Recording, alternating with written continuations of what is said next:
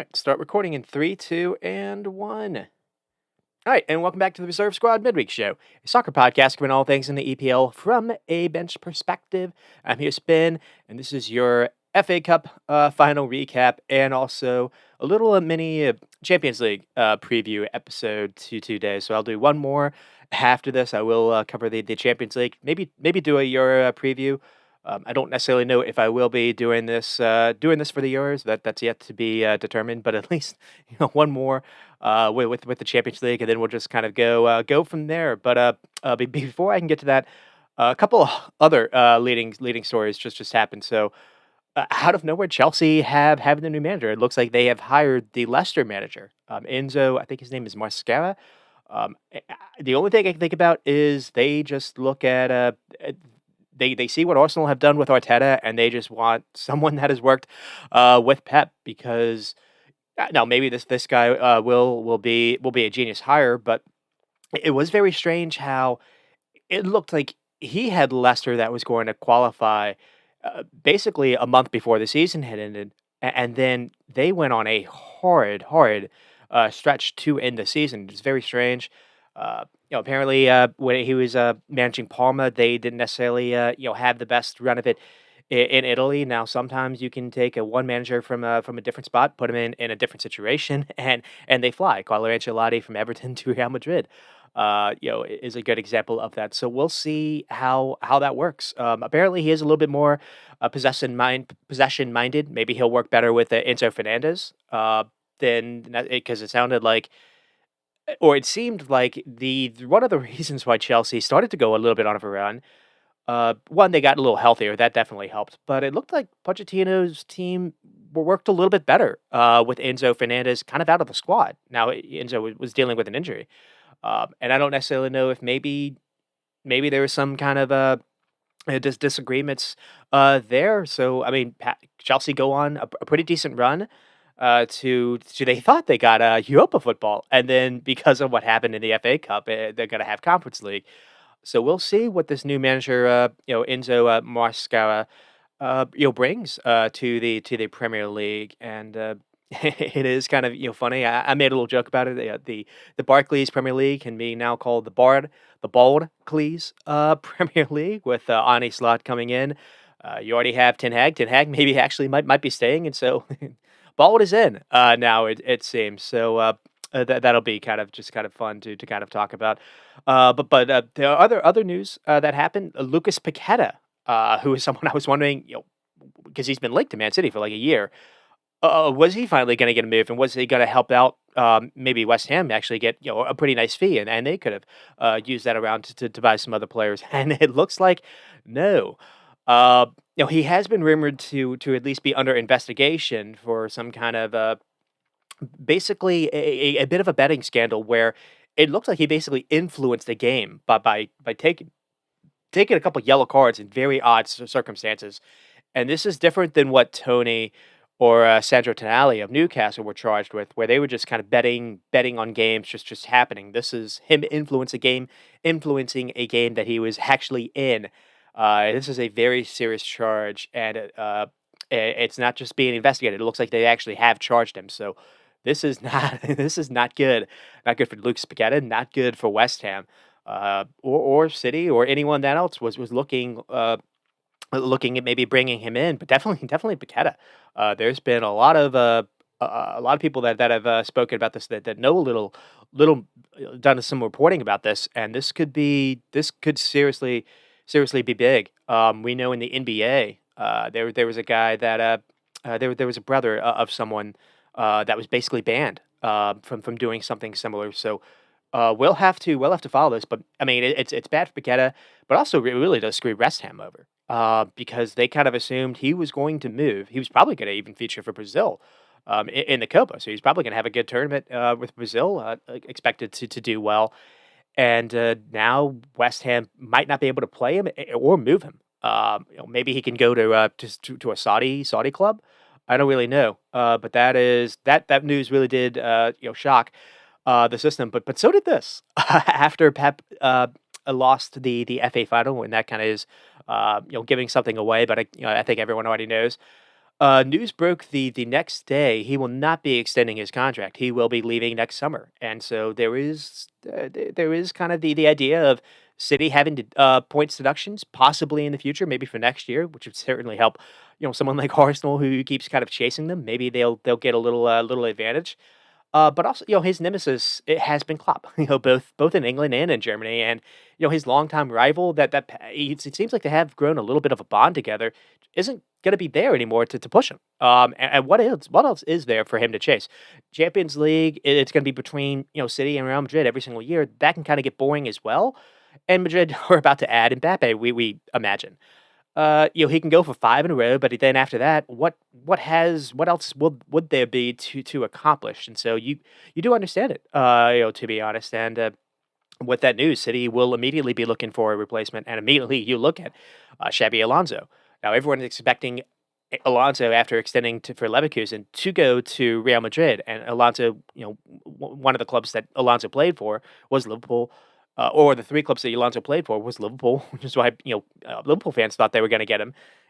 Real Madrid, because he left Liverpool for Real Madrid, I think in 2008, and then Bayern. And people were wondering, well, if maybe he would just stay in the Bundesliga, and he's extended his time with Leverkusen for one more season at least. And everyone's wondered, well, it would make sense if he would go to Real Madrid. I'm wondering if someone like Zinedine Zidane returns.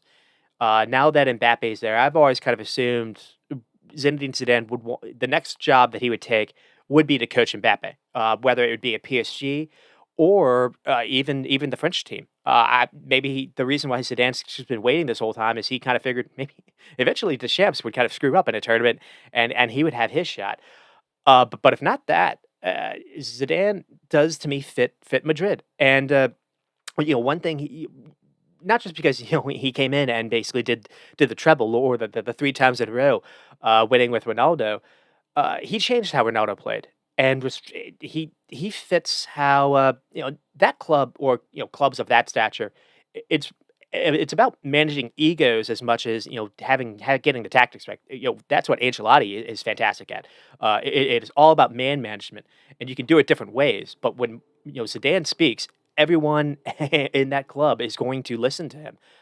He commands the room not just by his presence, but also what he's accomplished as a player, and he's one of the real few players that just came into coaching and has immediately gravitated and had success that just in the Champions League that just you don't really see that often. And then he decided to bounce and then return and then bounce, and we'll see if he does return.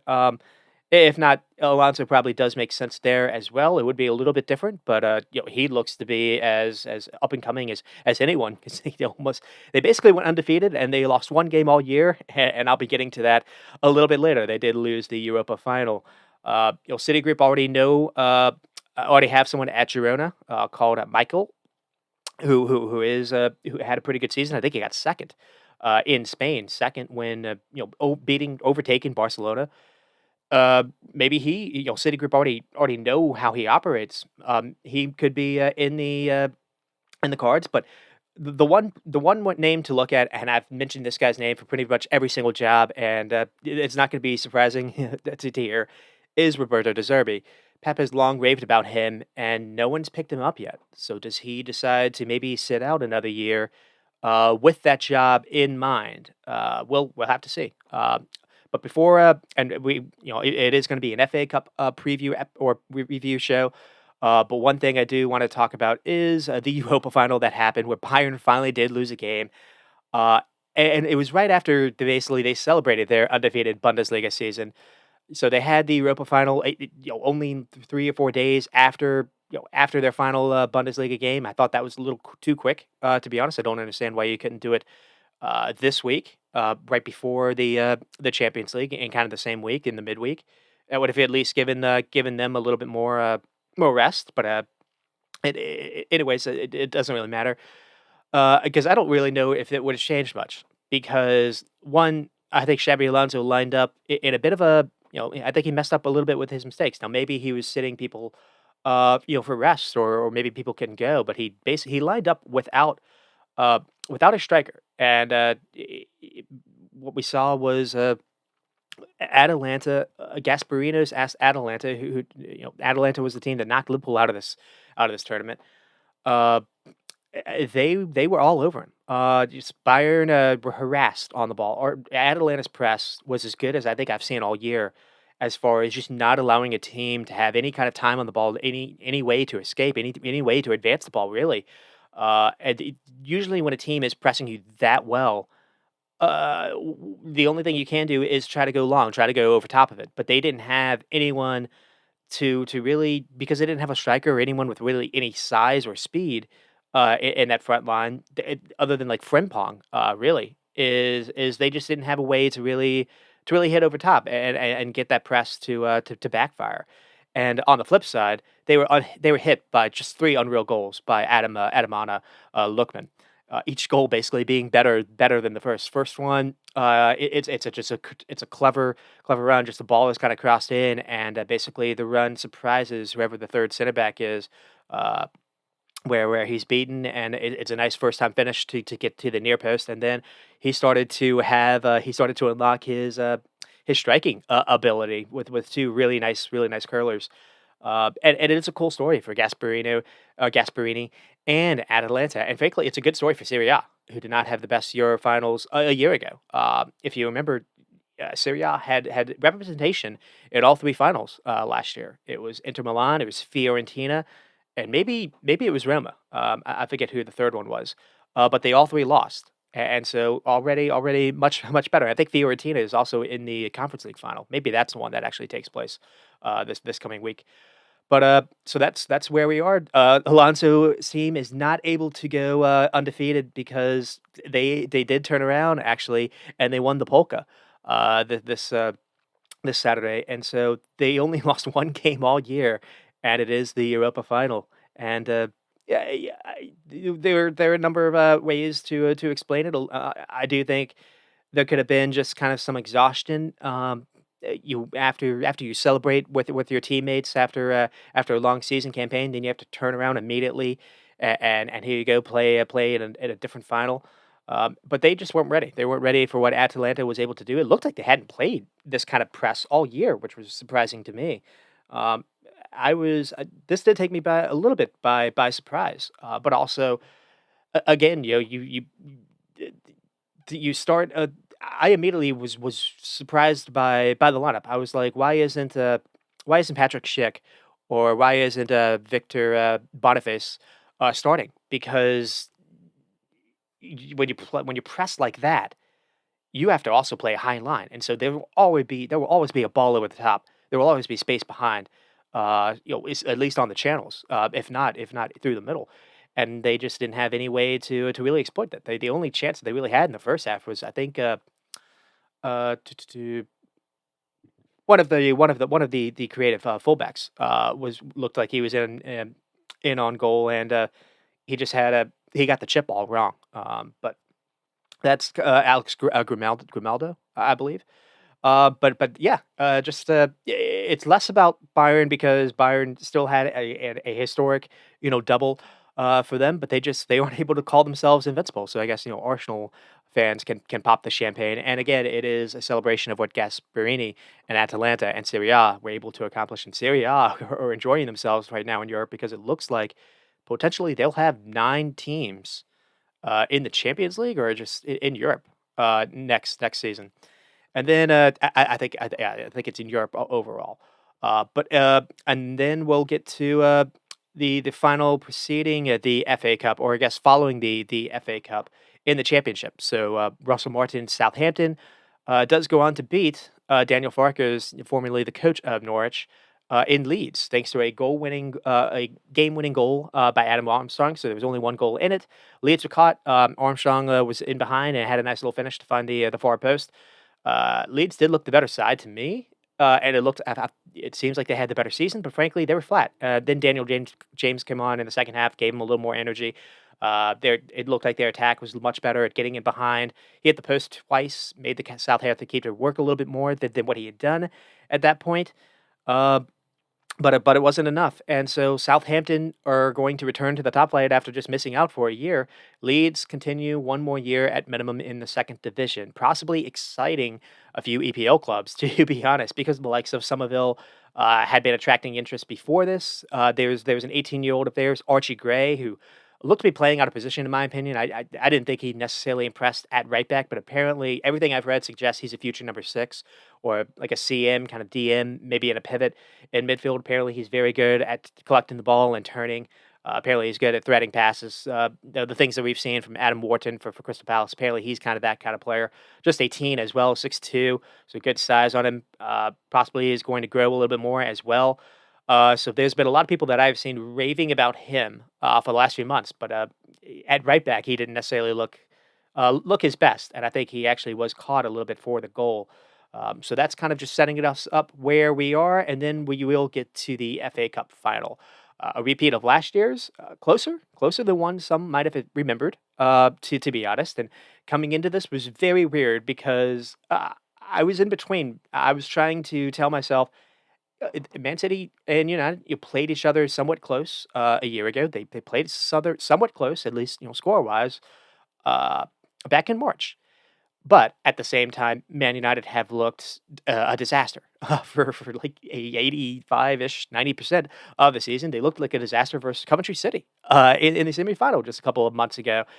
Uh, and Man City absolutely destroyed West Ham just last week. And I was how will it not be the same thing? And so we get our answers why. So Man City do go on to lose to United 1-2. Goals from Garnacho, just a mistake by Gavardiol and Ortega. Really just a ball over the top that gave him fits. And then Kobe Mano. And I do think it's a mistake by Kovacic. Kovacic is too late to recognize. And then Foden and Walker are kind of, Kyle Walker is in between who to mark. He sees that Kobe Mano is in front of him, but he doesn't really think Mano's going to get the ball. It's an unreal pass by Bruno Fernandes. That is worth saying. It's almost, he does like a one look pass, basically. And when Bruno gets it, he draws John Stones onto him. I think Kyle Walker thinks John Stones is going to be able to mark Mano, and then Stones ends up leaving to go to Bruno, and then Bruno has just a clever little pass that plays Mano in. Kyle Walker is caught, and Kyle Walker is also worried a little bit about Rashford behind him, so he's forced into a 2v1 as well. Kovacic and Rodri are just kind of walking at this point, and this all happens because of a brilliant switch ball by Marcus Rashford. Uh, and so there you go. Man United or Man City normally set up to stop this kind of stuff, and they get hit on the break by basically two balls over the top on the same side, on the same right side, where they were just they liked going to Garnacho. Before this, it looks like Garnacho had actually gotten in behind as well, and had a square ball to Rashford to score a little bit even before the first goal or before the second goal. And so, Man City kind of set up to normally to stop all that, and they basically played themselves into a little bit of a trap, which I'll get to. And then Doku at the very end with a mistake by Onana. I think maybe that's a little harsh. Onana did have a good game before this, to be fair, but that was a little bit of a mistake. But Man City were not able to add a second, and so to leading off. They Man City are fresh off their week celebrating their kind of record fourth, league title. People were sitting at nightclubs drinking beers. But another thing too is they looked as good as they've looked all season versus West Ham. And Man United did beat Brighton. They did beat Newcastle, but were dominated in possession and chances and XG, at least versus Brighton. And I did text my friends. I thought it could be 6 or 7, given how United was shipping goals and chances for fun before I saw the lineup. I did want to say that. Uh, though United did also turn up this season versus quote unquote big teams, at least this year. They played Arsenal tough in both games. They drew Liverpool and twice. Uh, it somewhat gave City fits before Foden had his wonder goal, back in March to counter basically Rashford's wonder goal as well. But again, that game in March as well. And I'm going to reference that game a lot here. Rashford scored. Man United had like two or three really good looks to add on to that, and Rashford and McTominay just royally messed up. So the game was closer than people maybe realized. Man City had loads of shots in that game, even in the first half. Not even not before the second half. Man United were dominated. I think even Man United maybe had like 18% possession. City had like 20 shots in the first half. Something there was a stat like that. But also before Foden had his wonder goal, it looked like Rashford was in behind Kyle Walker, and Kyle Walker, in my opinion, got caught fouling him.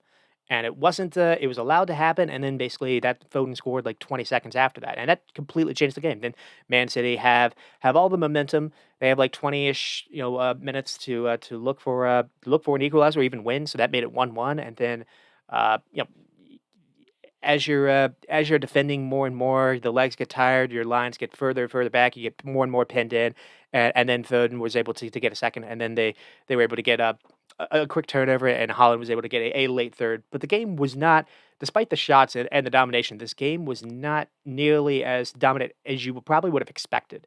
So that needed to be kind of in the mind, and also last year's FA Cup was kind of similar. They get Man United got hit with like a wonder goal by Gundogan, 30 seconds or maybe in 15 seconds into the game. It's like the earliest goal I think that's ever been scored. Uh, but they did a decent job to actually really frustrate City in that game as well. Uh, they did well to come back, and it was the same scoreline. It's just kind of reversed. So that's kind of setting it all up, at least for City. And then with United, this is their last chance to play in Europe. The fallout could also impact Newcastle and Chelsea, which did happen. And then a kind of a theme I wanted to kind of hit on is you know, uh, was something I guess I already said, was just how close they were back in March. And another thing too was Phil Foden had his wonder goal, and it's a fantastic hit, but he did it beating Johnny Evans and Lindelof. Lindelof is not really a fullback. He was too late to react. Johnny Evans also. Uh, he was too late to run out and to stop at least Foden having his look on goal. This time it was different because Eric had finally had his preferred center backs to play with. But he also went with a different lineup. But definitely, having Lisandro Martinez, someone that recognized someone's aggression just chases the ball. He doesn't allow people to have turns on that. That was a monumental difference. And Varane back was able to do very well in the air. Anytime it looked like maybe Holland had a chance to have a header, Varane was always there to win that header. And the one time Varane was beaten was like 5 seconds or 15 seconds in the game as well. Maybe it was 30. Where Martinez had to actually do a job, and he did just enough to kind of put Holland off. I think he gets away with a little bit of a push, but he gets away with it. So that's kind of so it was different, but also again, given how we got here after Coventry City, it is impossible to say that at least this wasn't a surprise. And I think one final thing we're saying is the way the way that this was different was Ten Hag finally did bunker down and play pragmatic. He did it last year in the final, to be fair. Uh, but for the whole season, other than like this game, and really he did it back in March, but he did it out of necessity because he didn't have Rasmus Højlund. Here, he had Rasmus Højlund on the bench, and he still opted to sit him. So Ten Hag does deserve credit here. He actually designed a plan, despite having his best available players. He designed almost a perfect game plan to at least frustrate Man City, and it worked. Because almost every single game this year, it is and Man United have been as open as possible in midfield. The defense has been back. You can't really do anything, and then you have Kobe Mano or Casemiro by themselves. I don't necessarily need to do that right again, but it's just that's what I mean by open. And here it was different. And another thing too is it's a final, and it doesn't matter how pretty you play. It's all about winning essentially. So you're allowed to kind of get away with this.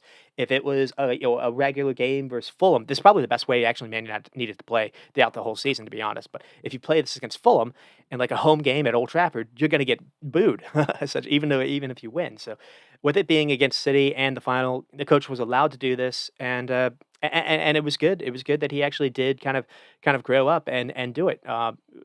Everything that's been said about Ten Hag is he wants to be front footed. He wants to be a high pressing side. He wants to have a lot of possession. But here, you sometimes have to play to your strengths, essentially. And he was able to do this. And so how can you maybe grow from this? So, I mean, step one, I guess, is do you keep the coach? And then kind of two, you do need to overhaul the squad. But before that, or before anything else, you have to look at the back line.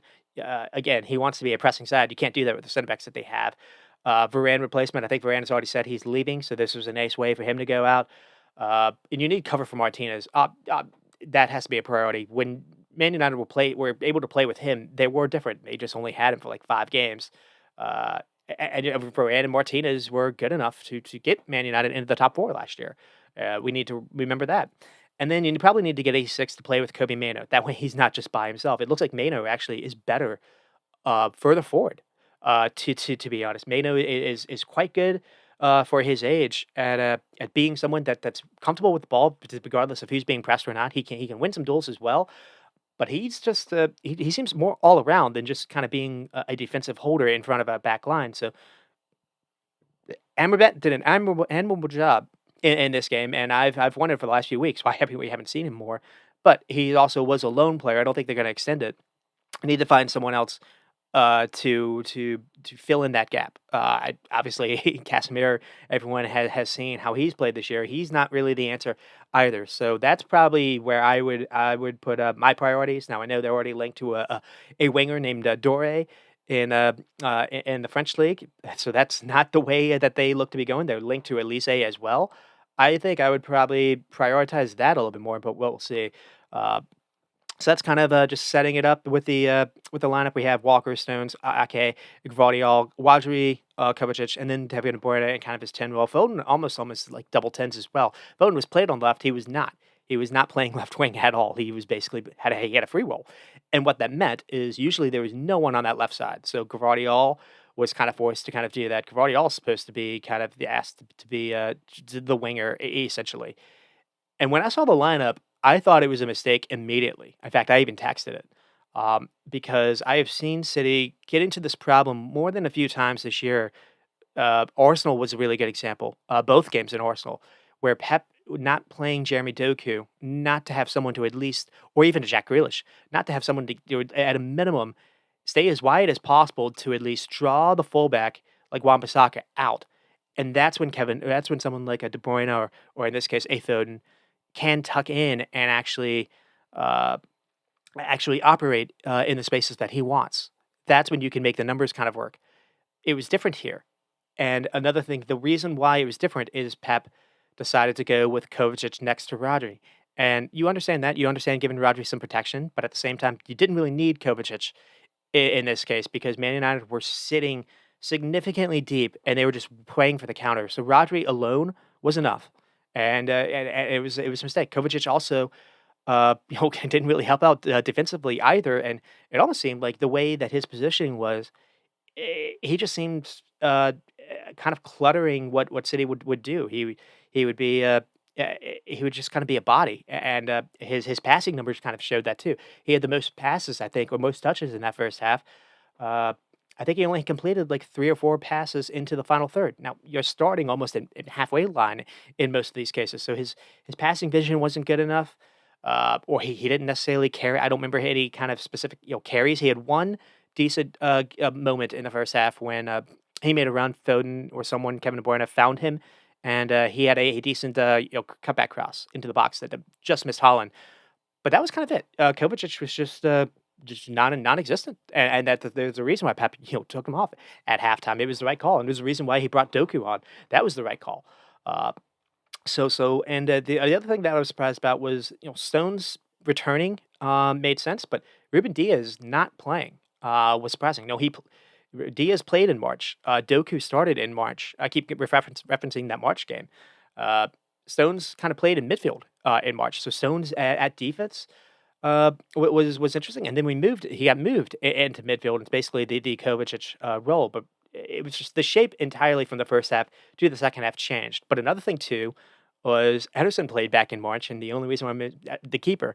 And usually it's not good for me to mention mention the keeper in this kind of situation, and that foreshadows something right here. Ortega had a mistake that led to the first goal, and then with Man United, we do see something different. We finally, and it's not the first time that we've seen it, but at least we didn't see enough of this in the league. Now, again, a final is a final. The idea is to not necessarily play pretty football. The idea is to bunker down and to give you the best chance of winning.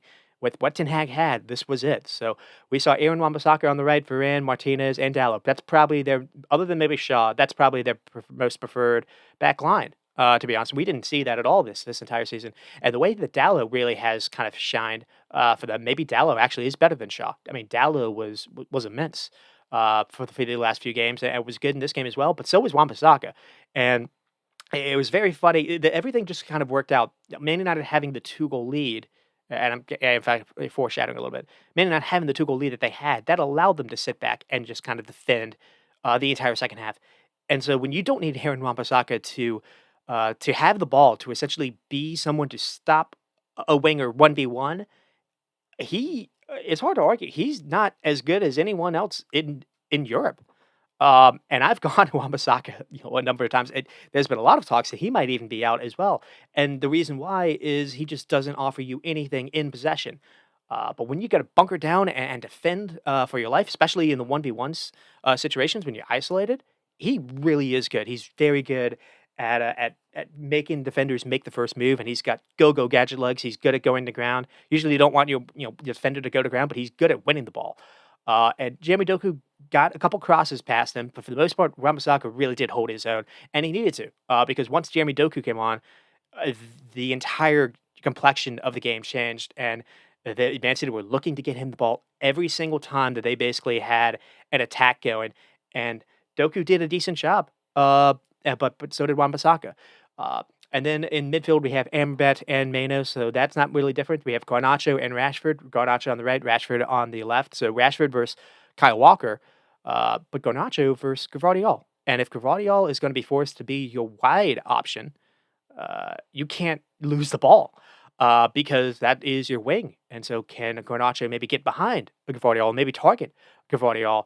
That is something that I think Ten Hag was immediately looking at before this even started. Now, they tried to get Rashford the ball as well, but Kyle Walker was winning those races. Gvardiol is not the same kind of defender that Kyle Walker is, and I think it was done unintentionally. I think they targeted Gvardiol.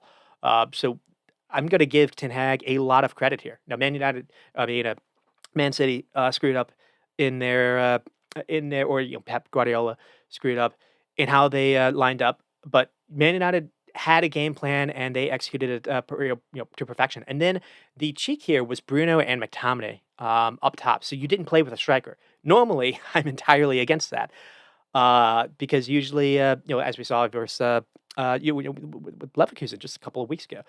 But it was different how Garnacho and Rashford basically became the outlets to go long, so it was different in that sense. But two, it wasn't really about trying to hit Man City over the top through the middle. It was about targeting the wings. They recognized Man City didn't were not going to actually be out on I think they recognized Foden wasn't really going to do ring duties. Because another thing too is usually when you have someone playing in Foden's position, they usually have to track back as well. When you play that 4-2-3-1 kind of position, you have offensive duties, but you also usually have to track someone running back just in case the fullback is outnumbered. Foden wasn't doing that at all. Now that's not to go with Phil Foden. That's just teams kind of know about this. This is not the first time that Man City have actually faced this problem. To be honest, but Man United were the first one to really exploit it. To be fair to them, but what they really did was just the way they had Bruno and McTominay. It allowed them to never really be outnumbered in midfield, and you had Rashford and Garnacho pretty much tucking in, not necessarily going out wide in the beginning. And with Amrabat and Mano as well, you almost had basically a 6v4 formation because the lines were very, very tight between all of them. And Man City had nowhere to go except out wide, the place where they didn't really want to go. So this was very well done by Ten Hag. I've always, I've harped on it before. I usually don't like when Bruno has his free roll in that midfield area, kind of the cam, because he usually leaves it to either go press high or he just leaves it to go where the space is, and usually you're kind of just left with a giant gap in the middle. Here, Bruno and McTominay were very good at least having some communication where if Bruno was to press, he wouldn't necessarily press, but he would basically be the furthest man up, and his idea would be to block passes in, and McTominay would fill that gap.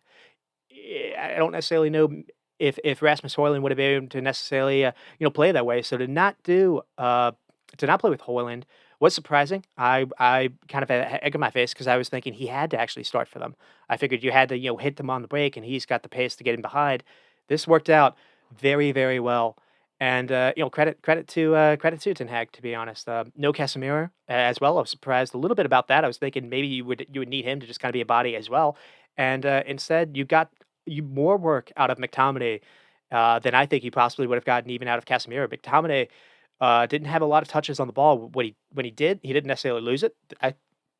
And the amount of work he did, the amount of ground he covered, uh, he was just so disciplined. I think it's the best McTominay has looked. So, and likewise, I think it's the most disciplined I think Bruno has looked. So, that's kind of just teasing it up a little bit. So we get the almost a 4-2-2-2 shape, and they did such a good job of clogging the middle, and Man City opted to make themselves vulnerable because when you have Foden, you have Bernardo Silva, you have everyone trying to be in the middle and your only wing outlets are either Kyle Walker or Gvardiol.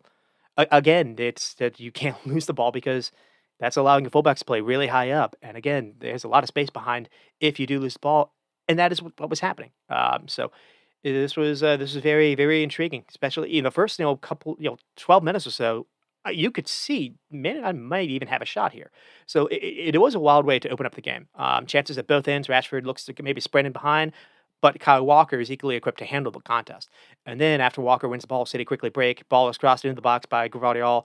Holland is alone with 5'7" Lisandro Martinez, and he does just enough to nudge Holland in the back to put just Holland off. He gets away with it, 40 seconds into the game. I think that's why. If it's minute 65, I think it's a PK all day. And I already kind of mentioned the tactics, but you see the mid block really, from basically the midway line and on. Uh, you have McTominay almost man marking Rodri. You have Amrabat really tight on Foden, and if Foden goes out wide, then Garnacho switches off. Garnacho did not care if when Gvardiol went out wide. He just no one did. Wan-Bissaka didn't either. Uh, and Kobe Mano basically was man marking Kevin De Bruyne, and then Bruno was again just if he would press, it would be kind of token pressure. They didn't really care when like Ake or Stones had the ball. Really, the triggers were Rodri. Don't let Rodri get the ball and turn on you. Don't let Foden get the ball and be able to turn. Be on them as tight as possible. Try to block any kind of passing windows into them. When you've got six people in a very tight spot, how are you supposed to squeeze a ball into? It's not easy because Rashford and Garnacho were pinching so far inside. It really was like a front. I want to say like a front six. To be honest, the space was not there, and they recognized this was the best way to at least prevent City from being able to do what they like doing, which is get Rodri the ball when he normally has time. When you press City, normally they can play around you, and then Rodri gets the ball in space. He turns, finds Kevin De Bruyne. Usually De Bruyne and Foden are able to find some space where the center backs are more worried about Holland, and that's what City really do hurt you. And Man United were able to prevent that. Uh, and they're not the first team to do this. I'll get to that later, but they are the first team to actually see it through. So a couple of chances here. So we have Onana long ball, nearly picks Rashford out, but defended by Kyle Walker again. But you see the threat to getting behind here. And then Garnacho has a shot that tests Ortega. It's just a City throw in. Martinez bullies Holland into a turnover. This is one thing that Harry Maguire or Johnny Evans would have not done. To follow Holland and to be physical immediately, not to give him any kind of time on the ball. And then there's a lovely disguised through ball played by Dallo, finds McTominay in space. McTominay turns, gets Bruno the ball, and then Bruno finds Garnacho, and then gets a shot. And then there's a City chance here, just kind of a half chance. Like Foden makes a sprint to the channel.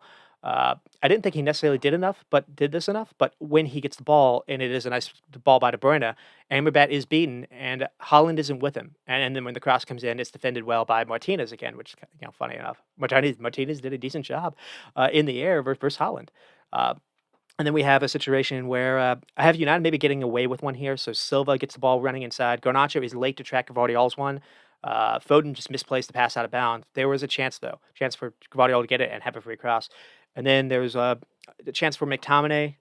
So the shot is blocked, but again, it shows a little of the danger. Just a flick ball over the top. Walker is there, but then plays a hard ball into the box. Nearly leads to a disaster because City aren't able to necessarily clear it, and then Ortega nearly does the same thing. And there's also, Man City also, I think McTominay or Bruno also nearly, capitalize on that mistake. So City are living on edge. United only have 20% of the ball or so, but they're looking the more dangerous side in the final third already. And then you have the half chance for Foden and Kovacic. Bernardo Silva gets the ball, finds Foden on the turn. This is very similar to how Foden actually scored versus West Ham. Just Foden doesn't actually pull the trigger here. He actually sees that Kovacic is making a clever run. Foden plays him in. Kovacic maybe takes a touch that takes him a little too it's a little too heavy and takes him a little further away than he wanted to, but he still gets the cross off and just it's just unfortunate that goes behind Holland and no one's there to follow it up. Uh, that was probably really the closest chance that City got in that first half. And then you get to the goal. So in the 29th minute. So it's funny. It's Rodri of all people that loses the ball for City. Amrabat gets the ball and then plays it back to Dallo. And it looks like the danger's done. And then Dallo launches a 50-50 ball on the right to the right side, switching the play uh, to look for Garnacho to sprint on. Now there were so many play. Man City weren't really around him. Dallo easily could have gone, backwards to Onana. He could have, found Martinez. Could have gone to Varane. You didn't necessarily have to play this kind of ball. Most coaches these days, it seems like you normally want that kind of play. You want to just kind of keep possession here. Instead, Dallo goes for it. He plays the risky ball, and it's not the best ball in the world, to be honest. Gvardiol, when the ball bounces, Gvardiol is going to beat Garnacho all day, and the problem happens is the communication isn't there. Ortega did play a couple of games, but at the same time, maybe Gvardiol and Ortega didn't have enough communication together. And what happens is Gvardiol heads it backwards, and Ortega has at that time run off his line. He didn't have to. If Ortega just stays where he is, and Gvardiol, once the ball bounces, now maybe he didn't know the ball was going to bounce. Once the ball bounces, Gvardiol is like 6'3", Garnacho is maybe 5'9". He's not going to win that. Uh, and Gvardiol heads it back. He thinks it's going to be fine, and Ortega has just run off his line way too quickly, and it flies over him. And Garnacho is able to continue on his run, and he basically has a tap in with the empty net.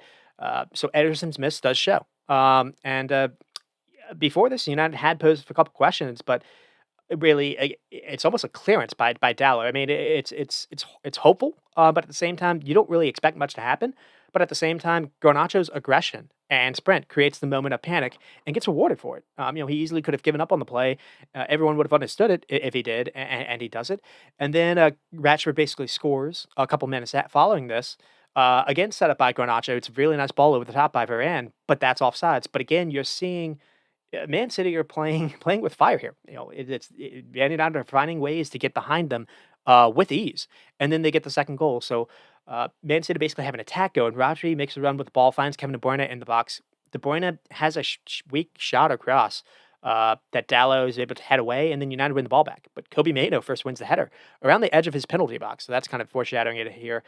He gets the ball to Bruno, plays it to Rashford, and then Rashford does a little chop to go around Kovacic, or Bruno does a really nice job to go around Kovacic, and then finds Rashford, and then Rashford sees and basically does the same ball that Dallo did. He sees that Garnacho is goal side of Gvardiol, or at least behind him, and he's onside.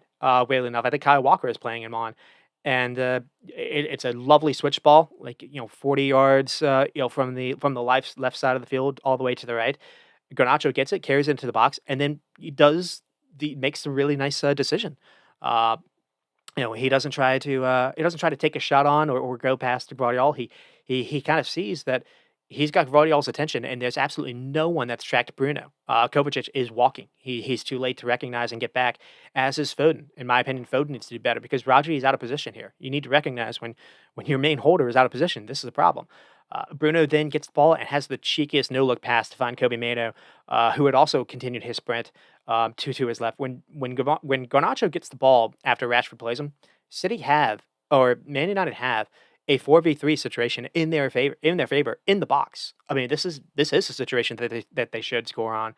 Man City are just completely caught out. Too many people are caught sleeping, and Bruno gets it and does. And you easily could have shot, and you would have understood it. It would have been a decent chance, but you still would have had to do a lot to maybe stop or beat the keeper. So Garnacho and Bruno in these situations, to my opinion, have been greedy at times, and instead Garnacho makes the right play, and then Bruno makes the right play, and then Kobe Maino gets it and is able to slot it away. Ortega is trying to go near post, and basically he wrong foots him. But what happens also is Stones is in possession. He basically, I think Kyle Walker thinks that Stones is going to be able to handle Kobe Maino. And when Bruno gets the ball, that drops Stones to move off and to run to Bruno. And the little cheek pass, gets Maino completely open. So it was very well worked. And it's not something you have seen from Man United really really all year. That might be the best goal that they scored all year, in my opinion. Just a really lovely team goal. Everyone just knew exactly what to do in the right moment, and there you go. I mean, and just like Garnacho as well, the future is now for these two kids. I think they said Garnacho was the first. Kobe Mano was the first teenager to score in the FA Cup final. Seconds after, or a couple, 15 minutes after Garnacho was. So two 19-year-olds scoring in the FA Cup final. And with Kobe Mano, he was a story for Man United as well because it took till November to finally see him. Um, I think he like turned his ankle or something versus Real Madrid back in the summer, and they weren't able to play with him until basically November. His first game might have been versus Everton, and just oftentimes he was forced to handle midfield by himself. But stellar goal here. He had some moments towards the end of the season.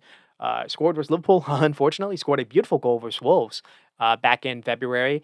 I believe he even scored versus Newcastle. So you saw him actually getting a little bit more advanced as the season went on, and at least versus Newcastle, one of the reasons why he was able to be advanced was because Amrabat was in place.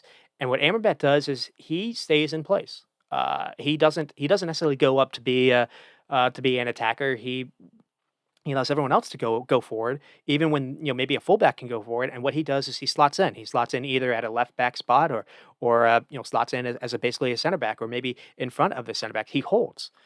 And maybe he doesn't have. Maybe he's not the best for that position. He didn't seem like his fitness was necessarily absolutely stellar. There were a couple times where you were able to run around him, but it was different. It wasn't like we had seen. Man United were not necessarily open, even when they attacked. Even when they attacked and lost the ball, it wasn't like City were able to exploit it. So it was a nice adjustment to bring him in. It was just, in my opinion, just a little too late. So we get to halftime, and of course, everyone saw this coming. And just the funny thing to me was the way that they got their goals was not that dissimilar from when Rashford scored back in March. And I keep mentioning that March game.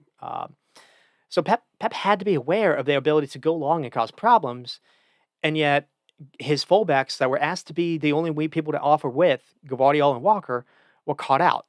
So Pep got this wrong. He needed to change things. The only dangerous moments, I think they only had one shot, really one shot on goal. It was Bernardo Silva, from distance, didn't really catch Onana in any trouble. They were not able to get Holland involved at all. A couple crosses here and there, the PK shout. Otherwise, and Holland was trying to look for the ball. There was nowhere for him to go. He had a number of touches. To be honest, he was trying to run into spaces where he could get the ball. Man United did not care. Uh, and again, just the only thing was how could you change this up? Where you're actually forcing them to kind of leave that space to actually mark you out wide. So that basically was the change. And then with Man United, the ball over the top was on the entire half. And again, they set up similar back in March. They set up similar back a year ago, but they were finally able to capitalize. And it's important that they capitalized in the first half, where they had the most energy to make those sprints. Because had they stayed level, had they stayed even though Man United had all these moments, if it was still a 0-0 kind of game, you think it probably would have switched in City's favor, especially the way that the second half went. So it was important not only that they got the goals, the lead, they got it in the first half, where they were able to actually be a little bit more selective when they made their runs in the second half. So we get to the second half, Kovacic immediately off. He made he was 90% pass accuracy, but only 7 in the final third. And United were just again they were just sitting in that block where there were ample opportunities to maybe play something forward. But he didn't. He didn't. He didn't. Maybe I shouldn't necessarily say that. It was hard to do it, but he maybe that was a time to maybe I don't know do a dribble or something. But they weren't able to do it. And then Stones moved into that position. That wasn't necessarily any better. But what they did is in the second half it was Rodri, Stones, Gvardiol, almost like your new midfield basically. And then you had Doku all the way out. And so that was what was different. Man City bring Doku on. And now Wan-Bissaka has something to do. He had nothing to do in the first half. Now he has to actually mark Doku a little bit. And finally, someone to create something in the wide areas. And the second half basically turned into a mini game between Doku and Wan-Bissaka, whereas again, City were looking to get him the ball as much as possible, and we start to see the chances come. So Doku gets the ball, finds space to get the cross into the box. Foden has a heavy touch here, or maybe he's even trying to go for a shot, and the ball escapes him. This is not that different from the goal that Foden scored versus West Ham just last week. When Doku had the cross, Foden had the first time finish and was able to find the corner. Here, Foden just had either a heavy touch or he's actually trying to hit this first time and just whiffed on it. But this was a chance, and then we have another chance. We have a chance for Holland. So Doku again is able to get the ball. He has a nice. He is able to freeze Wan-Bissaka and is able to get a cross off into the box. Holland, it's behind Holland, but Holland does really well to adjust his feet. He gets good hit on the shot, and it just strikes the post. And it's one of the rare times here where Foden's able to get the ball behind Maynard and Amrabat. So I think Kevin De Bruyne wins the header. It's after a little, it did a goal kick or something where the ball is long and the ball bounces. Kevin De Bruyne first wins the header, finds Foden behind Maynard and Amrabat. Foden gets the ball and turns. We weren't able to see that the entire game until this point. Then he finds Doku. And Doku is different than Gvardiol. Gvardiol's not able to do this kind of pass or make basically Wan-Bissaka care about guarding him. So he brings Wan-Bissaka out, and then he does a really good job to get it past him. And then we see a change here where Kevin De Bruyne comes off. De Bruyne only had like one or two passes in the second half. Maybe it was even that header. Just was not able to get involved at all. Alvarez on, at the time I understood it because again, Kevin De Bruyne just was doing nothing. But unfortunately, hindsight's 2020. Alvarez got two really good looks in this half that I think Kevin De Bruyne probably would have done better on. But Alvarez also created them with his runs. Maybe Kevin De Bruyne wouldn't have made those runs. He didn't look fit to me. Towards the end of the season, he didn't necessarily look fit, and that is unfortunate. Everyone knows he's come back from that hamstring injury, hamstring surgery. Essentially, we didn't see him until basically January or February, and he played well when he returned. But at the final few games or so, I honestly think it was a mistake to play Kevin De Bruyne and Foden at the same time. It almost seemed like Foden needs to be the guy you ride with now, and basically that's what we saw. We saw Kevin De Bruyne come off for Foden to actually have a little of that 10 spot, and then Alvarez was on. Maybe Alvarez wasn't the necessarily the player to bring on, but that's what they did, and Alvarez did get into pretty good looks. So we get and I'll get to that as well. So before that, there's a Kyle Walker strike, good Anana save. But I only want to highlight this because something I noticed as well was Gvardiol went from being the only width in the first half to basically being a recycle target for Doku. So Doku would get the ball, drag people onto him, and then Gvardiol would be open. And Gvardiol seems to be much better kind of playing a little more centrally. So I think that's kind of interesting as well. I've been praising Gvardiol for the last few weeks, but all his moments, in my opinion, now that I think back on it, have come when he was basically in more central areas. It wasn't necessarily when he was out wide. The few games when he was asked to be with, I remember Arsenal back in April. He wasn't good. So if Pep's going to ask him to be a fullback and to be someone on the wing, that maybe is a way that maybe helps the opposition, to be honest, because you're not going to care when he does that. Now, maybe there was a couple times when he made a couple back shoulder runs, or maybe he got into the box. I think he maybe even scored versus Fulham, making a back post run from the wing. But other than that, it seems like he was more comfortable, getting the ball in kind of central areas. I think he can do the John Stones role in midfield. I think I've already said that before. I don't really like him out wide. I think he could be a third center back if you want to play, that kind of stuff. But him being out wide to ask you to do that with, no one cares when he gets the ball because all he's going to do is either recycle it or just cross it in. And if you're in good shape to defend a cross, that cross has got to be really special, and they just weren't able to hit. So here, Gvardiol he basically becomes a recycle for Doku, and that forces once Doku's dragged people onto him because he's way more of a threat when he has the ball, especially in space. So you have to mark him. Now, you get two people on Doku. Now there's an open man, and Gvardiol gets it, and he's trying to do something here, and they were able to quickly get it to Walker, and then Walker's open, and he has a shot. It's not the hardest shot, but Onana does have a good save, and then we get to the Alvarez chance. So he had two of them. So the first one, he got on a rebound and swung his left foot at the ball, lifted it just a little too high. Second one was a good one though. So here, Rodri plays a great threaded ball to find Phil Foden. So it's one of those where City have the ball, everything's just kind of side to side. It's very slow. It's the one time I think Bruno switched off and lost Phil Foden. It's not much. It's maybe just a couple feet.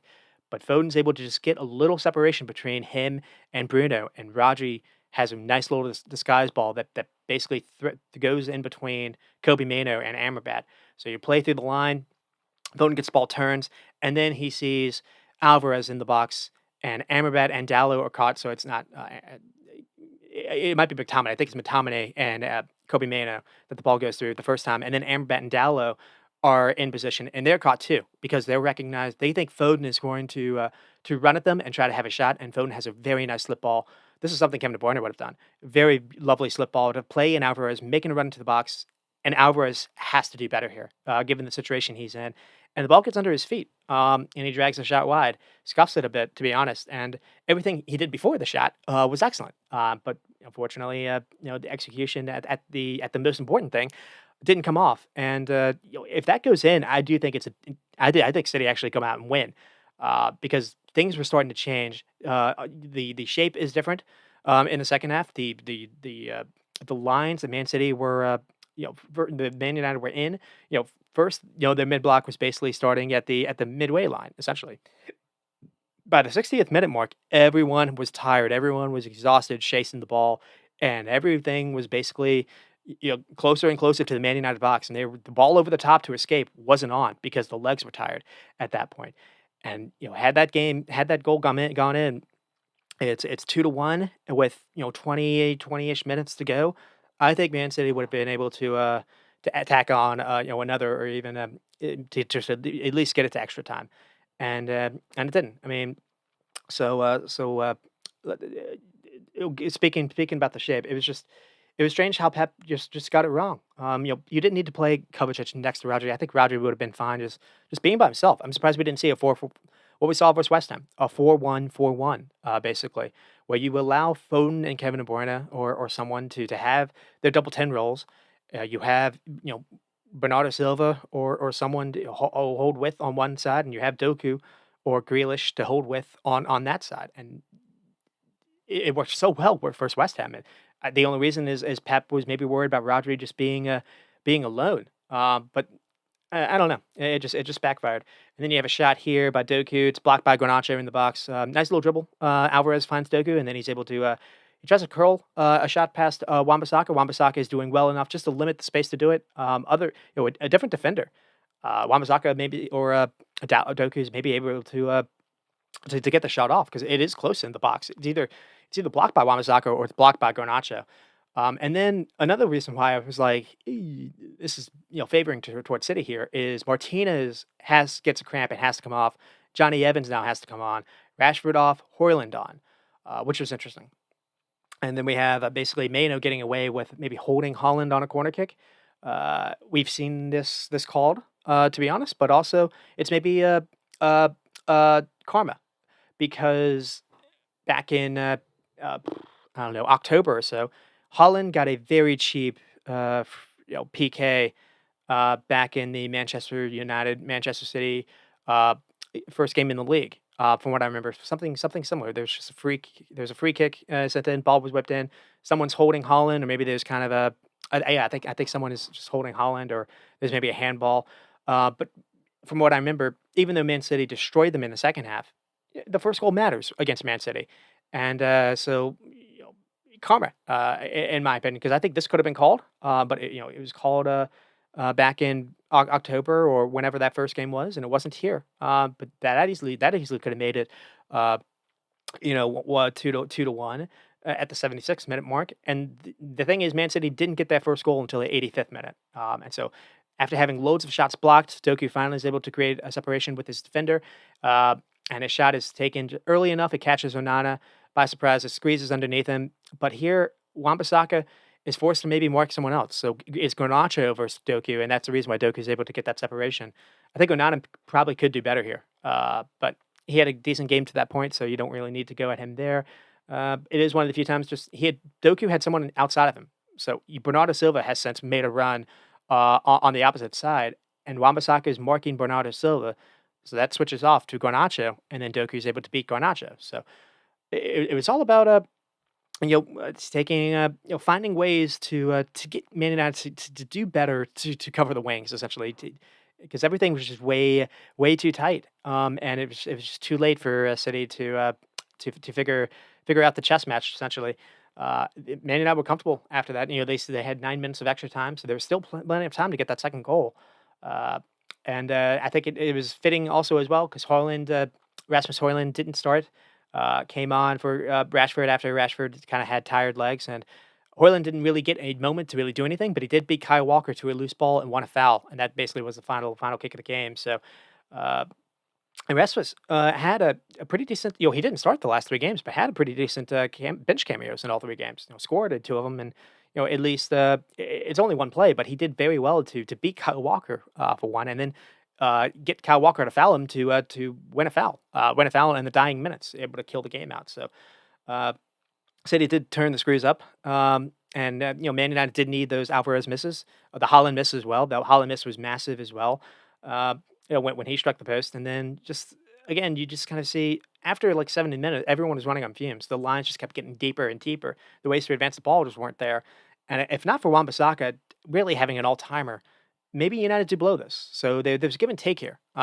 You can praise Ten Hag and how they signed up, but at the same time, if this game is played again or played 10 times, Man City probably do win it 8 or 9 times. So, but that's what makes finals fun. That's not how finals work. Uh, and I do think the one point I made earlier is goals change games is kind of a saying that people say it's lame, but it's true. But the timing of when goals happen also matter, also change games. And again, Man United getting those 2 goals in the first half allowed them to dictate how the second half went. If Man City get the first goal, everything that Ten Hag had done to line his team up wouldn't have worked, because then City can dictate the game, and then City have 700 passes between, Ake, Stones, with Ortega, and they just play keep ball, and that forces you to actually go out and chase and press them, and that's usually when they can play around you. Man United did not care when the center backs had the ball, and it was really frustrating for City to go against that. And it's not the first time that this has happened, but it is the first time where a team was able to actually put this plan into work and actually get the result that they wanted. So. And it's not one thing I do want to say is finals are usually kind of like this. Usually, the best team doesn't always win. I shouldn't say the best team. Usually, the team that dominates on the ball doesn't always win.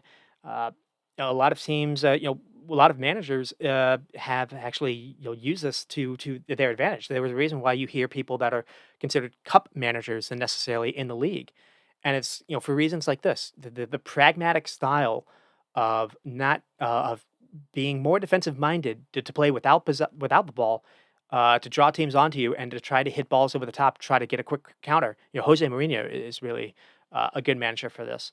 Uh, it's not a it works. The reason why people say it is it does work, and so I do think the funny thing is Pep does all this goofy stuff with his lineups to limit this kind of transition against him. And yet, here we go. But also, Ortega is an Ederson, and I do think the first goal mattered as well. There was no reason for that first goal to happen. Now the second goal was beautiful, but if the first goal didn't happen, the second goal does. It's only 1-0 game. Day after the Doku won, you get to extra time when United looked like their legs were dead. So it all matters, to be honest. And so the XG was about even. Man City with 19 shots, only 4 on target, but 16 of those came in the second half. So that kind of says everything. Once Doki came on, everything was different. 74% possessions, probably what you expect. 700 passes, what you expect. But for Man United, just again, that Crystal Palace game wasn't that long ago. So how did this happen? Should this have happened? Essentially, and it could be one thing to think about is there was no Bruno Fernandes that day. But it wasn't just that. I mean, the midfield was non-existent. And Casemiro had the game when Jerry McCarragher was like, "Oh, he's got to retire now." Casemiro had to play at center back, and just he's not in center back. And then Casemiro helped Arsenal give them 3 points essentially by not being able to I guess get back on sides, not being able to recognize when when Onana boots the ball. You're kind of playing everyone on sides when you're basically behind Onana. So no Casemiro was interesting, and then he because he did actually have a goal line clearance for Brighton. Man United were not good for Brighton as well. So I can't say that I saw this coming. No, I can say that I knew that Man City had, or Man City at least struggled versus Man United versus Ten Hag's Man United in the setup. It's not the first time that we've seen this kind of tactic used. But at the same time, no, no, this was I'm not going to say I would have done that. But one thing to say is after the Crystal Palace disaster, and even with the Casemiro versus Arsenal disaster, there were positive signs here that something else was changing.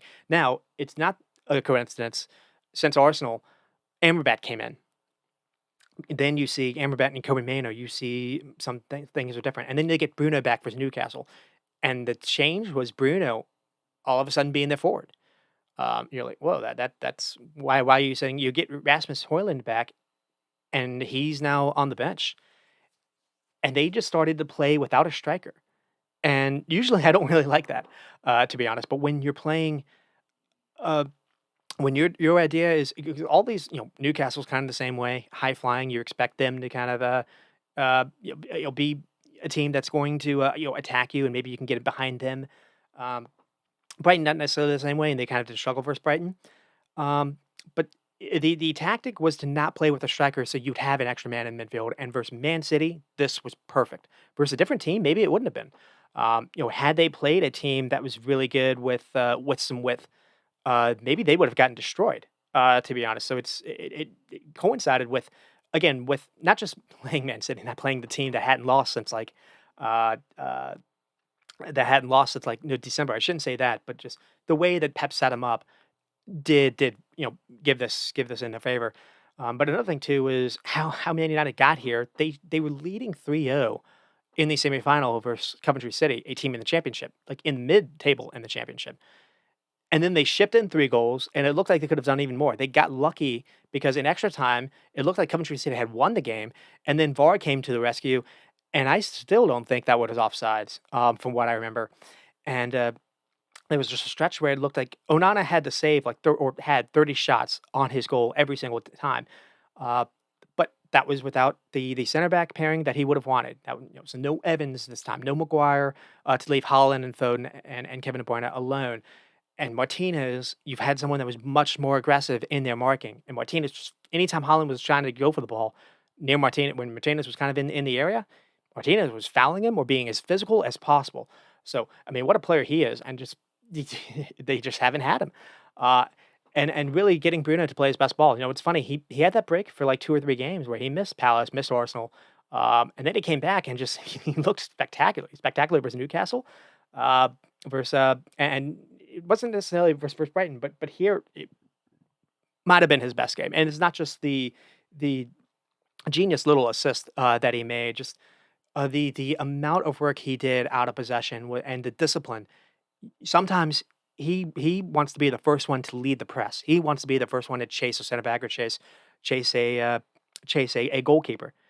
Here, all he was doing was just blocking off passing lanes to try to get to Rodri, or try to get to Kovacic. He didn't really care when Kovacic had the ball. Try to get to Rodri, or even Foden, or whatnot. They didn't care when the center backs had the ball, and because they didn't have to chase, because Man City at that point didn't have the lead. So when City get a lead, everything is different. I'm repeating myself there, but that is it. I mean, Ten Hag sitting Rasmus. And again, I was thinking you had to play Rasmus. I was thinking maybe set McTominay, maybe have Bruno kind of do what he's doing with Rasmus, and instead, I think it's the best McTominay has looked out of possession, and using Rashford and Garnacho to tuck inside, and whenever a ball is because you're crowding everything up, maybe City try to be greedy, and you get a turnover, and you see all that width behind using their legs, using their pace. If Man United don't have that kind of width, that kind of pace in their attack, this doesn't work either. So it's one thing to set up this way; it's another thing to actually be able to have the personnel to do it too. So that was important as well. That's the reason why you didn't need a striker. And Bruno was able to kind of link everything together. And Bruno did a really good job when he needed to be in the box. You know, because sometimes when people play with a false nine, say Garnacho gets the ball. If Bruno is not there, Garnacho has to beat the Gvardiol or the fullback or even John Stones 1v1 himself, or maybe it's Ake, Ake. He has to do a whole lot himself to score that goal. It's because Bruno makes the sprint as well to be a number, an additional number in the box. That's what made it special. Again, it's special because it happens when Bruno and Garnacho and all of them still had their energy. In the second half, they probably wouldn't have been able to. Their legs probably would have been shot. So to get to Man City, that's how you do it. That's the blueprint. You have to score in the first half, or at least you have to. Yeah, I think you do have to score in the first half. Uh, or maybe you have a fantastic sub in the second half and you're able to exploit them instead. The tactics clog the middle with Bruno, McTominay, marking Rodri, Kovacic, and then Armambat and Mano to mark out Foden and Kevin De Bruyne. And one thing to say, I've already hinted it a little bit, is we did see this first with Tottenham versus Man City, and it worked in the first half because they didn't care as well. They had James Madison almost like their false nines. You have James Madison, Son, and you had Betancourt, and I think it was Sarr. Maybe if Sarr was even the false nine in that game. But that's what they had. They had four, clogging in Rodri and Kovacic or whoever. They weren't really able to get Kevin De Bruyne or Foden the ball much in that first half. And the only reason why things changed is it was kind of a weird moment where they were trying to attack, and there was a little bit of a transition time, and Foden did well to actually be on the wing and actually offer some width in that situation. He was able to run past I think it was Betancourt and maybe it was maybe Poros was able to run past someone. He gets a cross on into the box. It doesn't really go to anyone because it misses Holland, but it finds Bernardo Silva, and then Bernardo Silva is able to play Kevin De Bruyne, who had escaped by.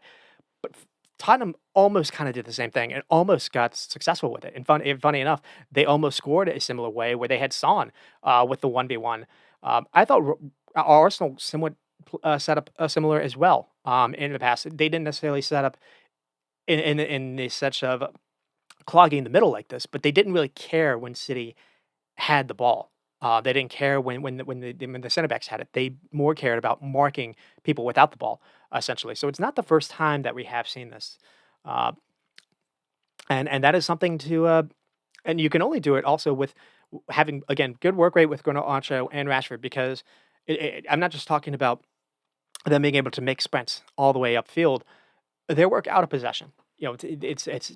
Because them being able to clog in they formed almost a front six, and just Man City were outnumbered. So so, and the only times that I think Man City had some success was when maybe Garnacho or Rashford were just a little too late to kind of recognize maybe track a runner or so.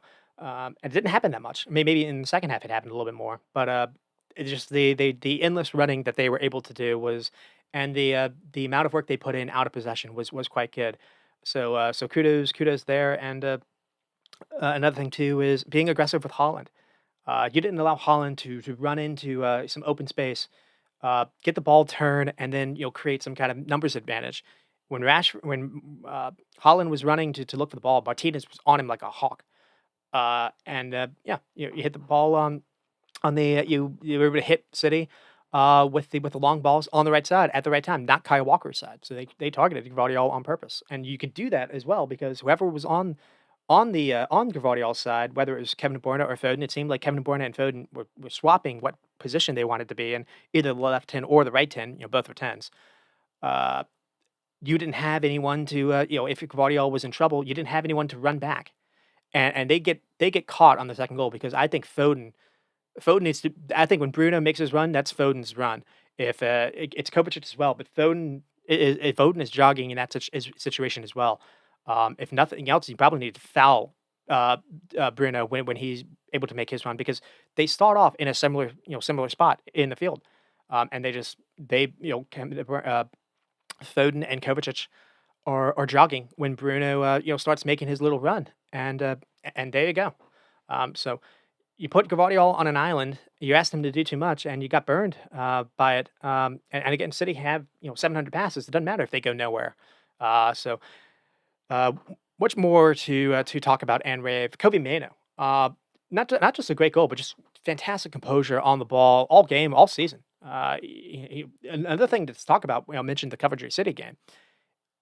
He was subbed off before Coventry had their rally. I think it was McTominay that came on, and that was when that was Man United lost all control in that game. And just Kobe Mano is only 18 or 19, and he's one of the better players on the ball that they have. They haven't had someone like this for a long time, and just you need to find a way to play someone next to him where you can actually get more out of him. To be honest, because I don't think he's a number six. I think he can be an eight. He can be a 6/8 and a pivot, but I think you saw it. You saw it the last few games. He's quite comfortable in making runs in the box. He's quite comfortable when it comes to early phase buildup. He can do it all, really. And again, he was allowed to really spark when Amberbet returned. And Amberbet, it doesn't necessarily have the most flight of feet. You can say.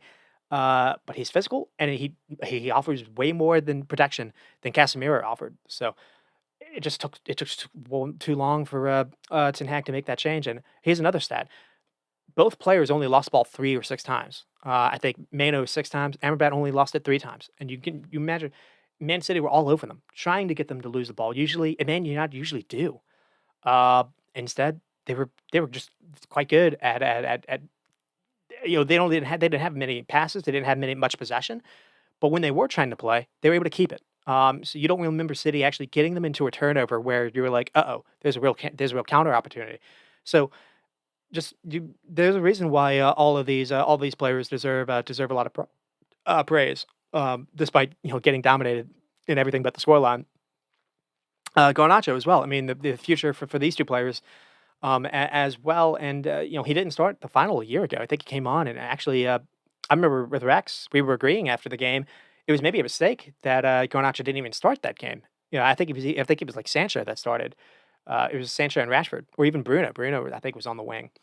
Uh, and it was Man United had a chance in that second half a year ago. And it was kind of funny how everything was kind of flipped. But just he has terrific pace and acceleration. He's not just someone that wants to play in the half space. He wants to make these runs into channels. He wants to take someone on 1v1. He's got pace to just cause trouble. And for 19, he is someone that really does look a player. I imagine he's gotten a call up for Argentina for the Copa. I was amazed. I shouldn't say that. Well, yeah, I imagine. Because I was amazed uh, back for 22, he wasn't part of the World Cup squad because there was someone. It might have been. There was someone on Argentina that got a late injury, and there was a spot that opened up, and they ended up taking someone in the MLS. Garnacho, to me, I think could play anywhere. He's that explosive and that good, and for only being 19 as well. Now he can be. You don't really know what his best position is. Sometimes he's played on the right, sometimes he's played on the left. One thing he does need to do is he needs to get better with his decision making. Because he got a couple chances versus Arsenal where I thought you had a chance to really hit them, and it didn't. But again, for just 19, the raw pace that he has, if he can get that decision making down, if he can start to finally, play Holland and play actually, start to add some creation to him as well. And we saw it. We saw a glimpse of it here for that Bruno play. He plays the perfect ball at the perfect moment. If he waits, it's gone. If he plays it too early, City are able to address that as well. And if he doesn't play Bruno, maybe he tries to go for goal himself, then the chance is gone as well. So having the head on the shoulders, right? And Man United have looked for someone to play on that right side for the longest time. It's either maybe it's Garnacho or maybe Garnacho wants to play on the left if they're not going to extend Rashford. But Garnacho is someone that we are going to see uh, more and more, and not just for Man United, in my opinion. And then Diallo, someone that didn't even play in this game, but Diallo showed some promise for the last few games. So all of a sudden, Man United do have a good core together. And my buddy Alex has been praising their youth setup for a couple of years now. So maybe he was right. And then getting Martinez back, the confidence to break the lines. It didn't happen that often, but it had happened enough where it was frustrating the hell out of Pep. He mentioned Martinez after the post game. The ability to keep the ball being pressed helps Onana in the buildup, where City weren't able to just run at Harry Maguire, where Harry Maguire had to just boot the ball away, or Johnny Evans. It was different, and also just the tracking of Holland in a situation where again Harry Maguire and Evans wouldn't have done it. And so, mentioned how Bruno and McTominay played. Diego Dallo and Wan-Bissaka. I mean, Dallo, it's funny enough because you don't really know what his best position is, left back or right back. But for the last few games, his passing display has been very good. I thought he was very good for Arsenal a couple of games ago, and he makes clever runs, and he's definitely someone to maybe build on. I've been thinking you need to replace that entire back line. Uh, Dallo has maybe given you something to work on, and I don't really know what you do with Wan-Bissaka. He's almost like one of these like yeah, surprise in a cans kind of things. Like he'll only work like one time or so, but in situations he really is. When you need someone to defend someone 1v1, I'm struggling to think of someone who's better. And man, he really did do a job on Jeremy Doku, and so um, Ten Hag does it after all, and he's going to possibly leave or maybe stay as United's most successful managers in terms of silverware since Fergie. Three finals appearances and two domestic titles back to back, and the reason why maybe they don't bring him back is the negative goal differential. I mentioned that last week. Anthony being his biggest bust. It is interesting how most of the signings that he brought in, outside of maybe Martinez, you can say, he brought in Anthony, brought in Rasmus Højlund, and they were both sat in the biggest game of the season. To be honest, it's maybe harsh a little bit on Rasmus because he wanted to play without a striker, but with Anthony, I think it says. I think it speaks volumes. And towards the end, he was playing Amad Diallo, not Anthony, when Anthony was available, and they paid so much money for him, and that has been a massive bust. But also, him waiting too long to play Amrabat and Diallo, in my opinion, you probably could have saved the season had you done that a little bit earlier. Um, and one thing you can say is, Diallo is the one that won them the FA Cup game versus Liverpool. Now it would have gone to PKs. Um, but after Diallo won, this was back in early February or maybe early March. After Diallo won them the FA Cup game, we didn't see him again. So you can maybe his first start was even versus Arsenal. So you can go at Ten Hag for that. He finally stopped playing that 4-2-3-1 where you had a striker in the front and then you had the two wingers and then you had a little 10 underneath, uh, where Bruno would leave that spot. And here you basically went with two false nines or two tens, or basically you played like a front six. You didn't play with a striker to be a little more pragmatic, to actually be more in the case of clogging the midfield than necessarily being open all the time. Um, and when Bruno was actually played in that different position, and he had attackers to kind of play off in front of him, man, did he work. Worked with Newcastle as well. And you can say injuries did kill them. Did kill their momentum, no doubt about it. But the way or where you were killed was at the center back spot. So them being linked to Elise and Dore, an attacking winger from Rennes, I believe, they're not center backs. So are they going to make a mistake again? I would imagine that maybe that's being just kind of gossip. They brought in this guy Dan Ashworth, who was at Newcastle, new at Brighton, so he should know how to build up a club.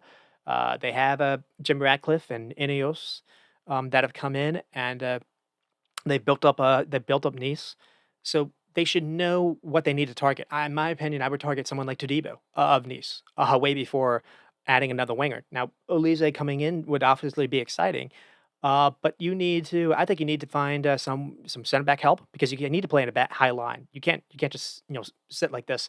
It's one thing to sit in a final. You can't just do this for a season. And then two, you need to find someone to play with Kobe Mano. And I mentioned Archie Gray for as someone that's going to be that's going to get some hype. Leeds losing to Southampton, is going to probably be available now. 18, is that too much with 18 and Kobe Mano is 19? Adam Morton, I think, of Palace is 20. Pairing him with Mano would be interesting. Also, possibly that could be a New England midfield pairing going forward. But Palace probably don't want to lose Elise and him. Uh, and so we'll see what they do with the new manager in the cards. I keep wondering where's De Zerbi going to land up. I keep thinking maybe Chelsea, maybe now I think maybe City. Do Man United kind of look at De Zerbi? Another coach I keep mentioning is Nagelsmann. Maybe Chelsea don't go for him. Maybe United wait for him. Uh, Sporting's Ruben Amorim hasn't been poached yet. Uh, it's funny because another name that you think about is before Ten Hag came in. Now maybe Ten Hag stays. I mean that would be it. But before Pochettino came in, the guy that Rio Ferdinand and Roy Keane wanted was Pochettino, and now Pochettino's available. So do they go that way? The way that the season ended with Chelsea, Pochettino actually saved a little of his reputation. Uh, but his for a £1 billion squad for them to almost be 10th for a good part of the season, they were not good, and injuries damaged them as well. And it took a while for them to actually find their footing. Sometimes that is what it is. Uh, but do they look at him?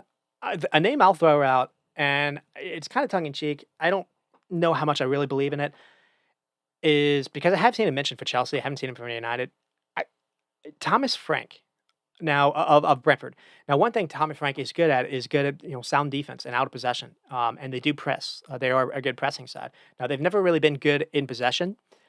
But I'm wondering if you surround him with better players, would that be different? Would there be different football with better players? The way that they do play direct football at Brentford, that suits what Man United like playing with. Now, do you have the situation where you possibly have a repeat of what Graham Potter leaving Brighton to go to Chelsea, where players with egos that probably are worth a lot more than the manager, uh, do they maybe not take a liking to?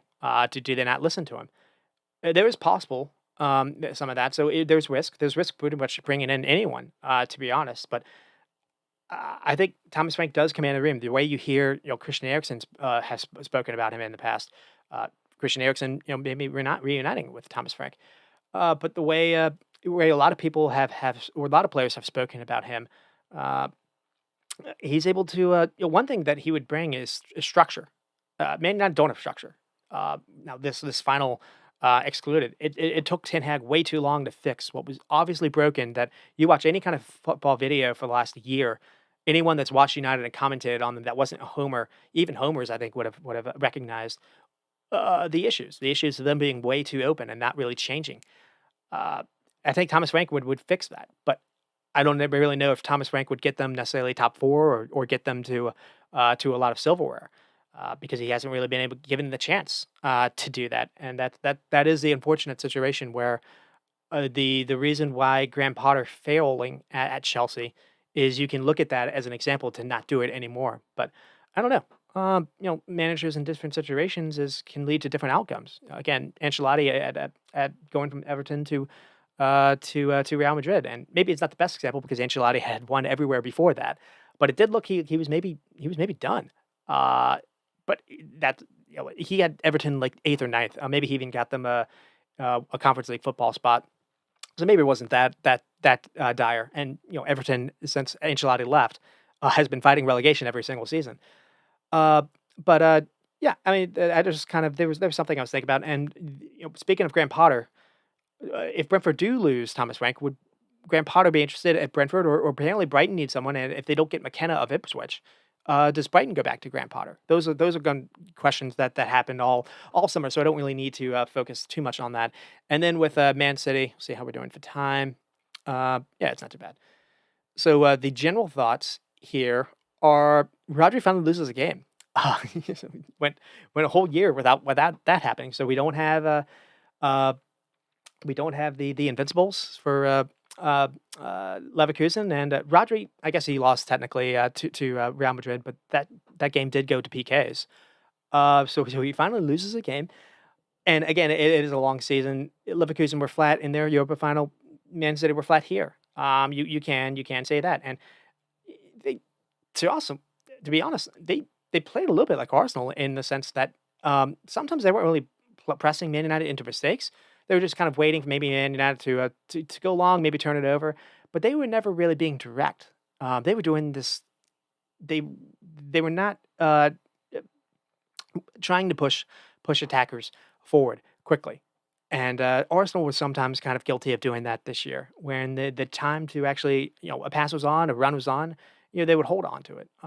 City kind of had that issue, at least in the first half, as well. And then again, as good as Man United played, City helped out here. So, uh, mentioned Spurs already, did something similar. City struggled with Spurs, but they also struggled in other games too. And I think the funny thing is how Eric Ten Hag tried to line up a year ago. Uh, I've already kind of repeated myself. Uh, so the flip side here. So Pep played a style that worked so well versus West Ham last week, and he got away with it. I really don't really get why. The setup as well. Given how Man United didn't care when center backs had the ball, whether it was Stones or whether it was Ake, why was Ruben Diaz set? Now, you worried about him, I guess, in the transition, but Man United were not attacking through the middle. And if you allow Ruben Diaz a lot of time on the ball, he's going to find that pass that hurts you more times than not. He's got a very killer ball on him. So I think it was a mistake not to play him. Um, he went with Ake, and then when he subbed Ake off, he went with Akanji. And again, I think the idea was to be more defensive minded against transitions, but again, that didn't help. Uh, and just asking Foden to kind of do he started off on the wing, and then Foden just left that space and just decided to run anywhere in the middle he could possibly go. And so Gvardiol and Walker are your two wingers, the two people to provide you with. So what happens there? One, your fullbacks have to play more upfield to do anything with the ball for teams to respect it. And then two, if you lose the ball, maybe you try a cross, it doesn't come off. You're out of shape defensively. And then Kevin De Bruyne or Foden, the two players that are supposed to kind of help out, or at least Bernardo Silva, not necessarily Kevin De Bruyne. Foden and Bernardo Silva aren't in position to track the runners on the wing in the opposite end when the fullbacks are out of position. So City play themselves into a trap. And the second half adjustments, Doku comes on. Could you have done Doku on the right wing and Grealish on the left wing? Now I don't really love Grealish, and Grealish versus Wan-Bissaka wouldn't have been great either. Um, and Doku, basically, Man City's best moments did come from Doku getting a ball past Wan-Bissaka. But one thing Grealish would have done uh, is he would have forced Wan-Bissaka to come after him. And one thing he could have done is, Wan-Bissaka comes after Grealish. Grealish holds on to the ball forever. Grealish also has a better delivery on him, in my opinion, better cross on him. And what he would have done is he would have recycled it, and maybe Foden would have gotten the ball in a different area, or maybe he would have been unmarked. I was surprised we didn't see Grealish, to be honest. And to be that's the story as well. Grealish was fit for down the stretch, and we didn't see him. They paid 100 million for him a couple of years ago. He's only had uh, 8 goals for the entire, maybe 15 goals and assists for three years out of that 100 million that they spent, and it's Doku's a better player. And before Pep loved Grealish. You understand? Pep really likes, and it's a similar. Basically, Grealish is the left side of Bernardo Silva, in the sense that he's only there to. He's really good at receiving the ball on the touchline. That's basically it. Bernardo Silva's kind of the same way. They're not going to really beat you 1v1, but when you get someone that will always be there, that forces you to market a little bit. So I don't know. I would at least maybe start the game. Maybe not necessarily when you're already down and chasing. Maybe it doesn't really work out. But I was surprised we didn't necessarily see him for the last few games. Uh, but Doku on, and 16 of their 19 shots came in the second half, so that kind of says it all. Uh, can Kevin De Bruyne and Foden play together still? Um, I Alvarez came on and he flopped on a couple of chances. Maybe De Bruyne would have done better on. But that said, their attack moved much better when Alvarez came on as well. Stones moving into midfield instead of Kovacic. They haven't had really an issue or an answer to that. And I am wondering, one player they're probably going to look at is Bruno Guimaraes from Newcastle, to maybe kind of play in the midfield next to Rodri. Rodri needs some help, but he also needs someone that can leave that area and do unmarked runs into the box and actually do something more. That's what Ilkay Gundogan did a year ago for them. They win the Champions League because of that. Kovacic isn't that kind of player. They brought in Mateus Nunes. It doesn't look like Pep necessarily trusts him as well. That's maybe where someone like a Bruno Guimaraes or even a David Luiz of Aston Villa would help you out, or you could be someone else. But that is something that I'm looking at. And again, I am surprised we didn't see a different formation. We didn't see that 4-1-4-1 where Rodri's alone. You have the four, you have Holland, and you actually have some width. It leaves Rodri exposed a little bit, but Man United were not in position to really hurt you in that case. So, uh, and not starting Doku. Doku allows Foden to shine. and you saw it in the second half. And really, there were nearly moments for Foden. Foden didn't have a good game in the first half at all. In the second half, he was. He had a misplaced touch. He could have done better there, but he had the through ball that played it in Alvarez. That should have at least that should have created something, and that is what width gives you. It stretches the field. It makes the defense have to mark a little bit more of the ground where they can't be as tight as they can be. Uh, and one thing to say is it's very weird to talk about Man City not having width because I don't remember that. That's only a recent thing. Uh, in fact, I remember it was only a year ago. You could count almost a front five at times where they would have a line from touchline to touchline in their shape. I think in the Champions League the Champions League final a year ago versus Inter Milan. Uh, one thing I remember was you had Grealish, you had Ilkay Gundogan, you had a Foden, you had Bernardo Silva, and you had maybe it was Holland in front, and then you had uh, and then you had John Stones from touchline to touchline right before the goal happens, and you just it's weird. It's weird for in a game that like this, there was absolutely no width. No one there is there's all that space out there. It's not the first time that this has happened as well. So in the future, if Man City does decide to kind of one thing that one thing I'm wondering about is what has changed to stop that. And the only thing I can think about is Foden has arrived, the emergence of Foden, and the disappearance of Grealish, but also the emergence of Foden and Kevin De Bruyne together as double tens. Um, another thing to think about Doku is one of the games that Doku I thought was as good as he's been the entire year was when he's played on the right wing. It was versus Aston Villa, I believe, um, and he absolutely starred on that side as well. We just haven't necessarily seen that much, so I was a bit surprised. And another thing too is when you're with is only the fullbacks, so Gvardiol on one side or Kai Walker on the other. Would someone like Cancelo maybe have done better, either on the left side or the right side? Pep opting to have either center backs or he likes Kyle Walker for his pace to stop transitions, but you only have that on one side. That's the reason why they were attacking the other side.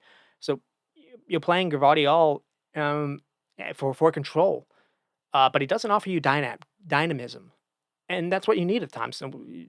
So it's he doesn't really like that, Guardiola, because that allows you to be more risky and maybe you can lose the ball on the counter. But how did Man United get their goals again? By the same thing. So what was the point of all this, really? And teams have known for a while to kind of set up this way, but it hasn't been the same thing. It's not just clogging up the middle; it's being very disciplined to Mark, Rodri, and Kovacic, or whoever is the pivot partner, tight. Do not care when the center backs have the ball. If because when you have to press them, that's when the spaces open up. Again, going back to the two Arsenal games, Spurs, Madrid games, everyone is kind of set up to do something similar. Give City the wings, clog the middle.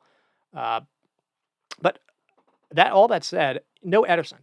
Ortega makes a mess of things. Ederson probably doesn't. Another thing too is when Doki was having fun with Wan-Bissaka, you never really saw an overlap to help him out. The one time you see Silva kind of do it, Doku actually scores. So Gvardiol wasn't even offering any kind of overlap. And I get the idea is to prevent Garnacho, potentially being able to counter on you again.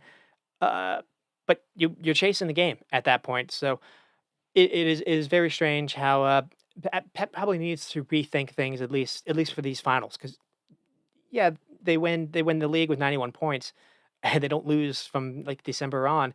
They weren't necessarily good versus the top teams in my opinion this whole season, and that's not been the case in the past years.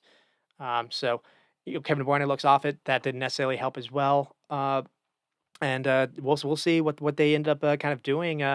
Going forward. Yeah, yeah, because again, I do think this team was gettable this year. Arsenal and Liverpool have to be kicking themselves that it didn't happen. And so, what happens possibly next season um, if they do move on and try to bring in someone else? Uh, One thing I think they need to do is, I mean, they are bringing Savio from Girona coming in. He plays left wing. Maybe you play Doku on the right wing, like we saw versus Aston Villa. Foden probably takes over the 10 spot.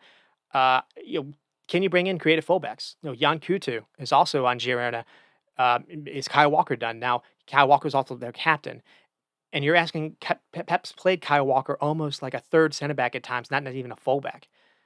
Sometimes Kyle Walker will make a run. But really, Kyle Walker's job is to prevent transitions, to prevent balls over the top, to help the center backs. But you can only do it on one side. Um, I mentioned, the Bruno idea. You're missing Gundogan, so that's kind of just where we are, and we'll see what they do uh, in the summertime, and we'll probably see what they do as far as finding a replacement for Guardiola. Again, uh, you can't knock that he hasn't been the best football, and 115 charges against them because you can buy Grealish, you can buy Mateus Nunes for 150 million each, or 150 million combined, and not have to play them. You can just stack these people on your bench. You have a financial advantage that no one else has. Um, and in my opinion, you should play better football than this. And so they win. Guardiola keeps winning. He's the first one that's won 4 league titles in a row. You can't necessarily go at him in that situation, but I think he's probably bored of it as well. So I don't know. We'll have one more hurrah, and we'll see if the last dance for Guardiola starts with points deductions or not. If it does, Arsenal is going to be in really good prime position to end that fifth in a row, and we'll see what they do in the Champions League. But man, we'll see what Real Madrid do as well. But it looks like they are set to add Mbappe, so that's probably not going to be. Maybe it doesn't work out. You don't really know how Mbappe and Vinny are going to play together, but at the same time, it's not the worst problem for a club to have. So that's kind of just setting it up. That's teeing us up a little bit for the mini Champions League preview. I don't know how much time I have left with Real Madrid and Dortmund. Oh, I'm fine. At Wembley, because apparently Wembley hasn't had enough football in the past 2 weeks. And I think one of the more exciting things about the matchup is neither of these teams suffer from the things that City does. Both have loads of pace and dynamism on the wings. Adeyemi, Sancho, Bino Giddens if he plays, Malin if he plays, Royce maybe not. Definitely Adeyemi and Sancho, and then Madrid, Vinny and Rodrigo. Uh, so just having pace and to counter is everything. It allows you to be more conservative, actually defensively without the ball. And Madrid like that. Madrid sometimes don't even press at all. They just crowd things in the midfield area, kind of this mid block that we've seen. When you're not necessarily being on to be a pressing side, you can pack things up in the middle, and maybe when the ball is turned over, immediately break up field when the space is there, and they can play in multiple ways. That's the reason why they've been so good under Ancelotti. They are not.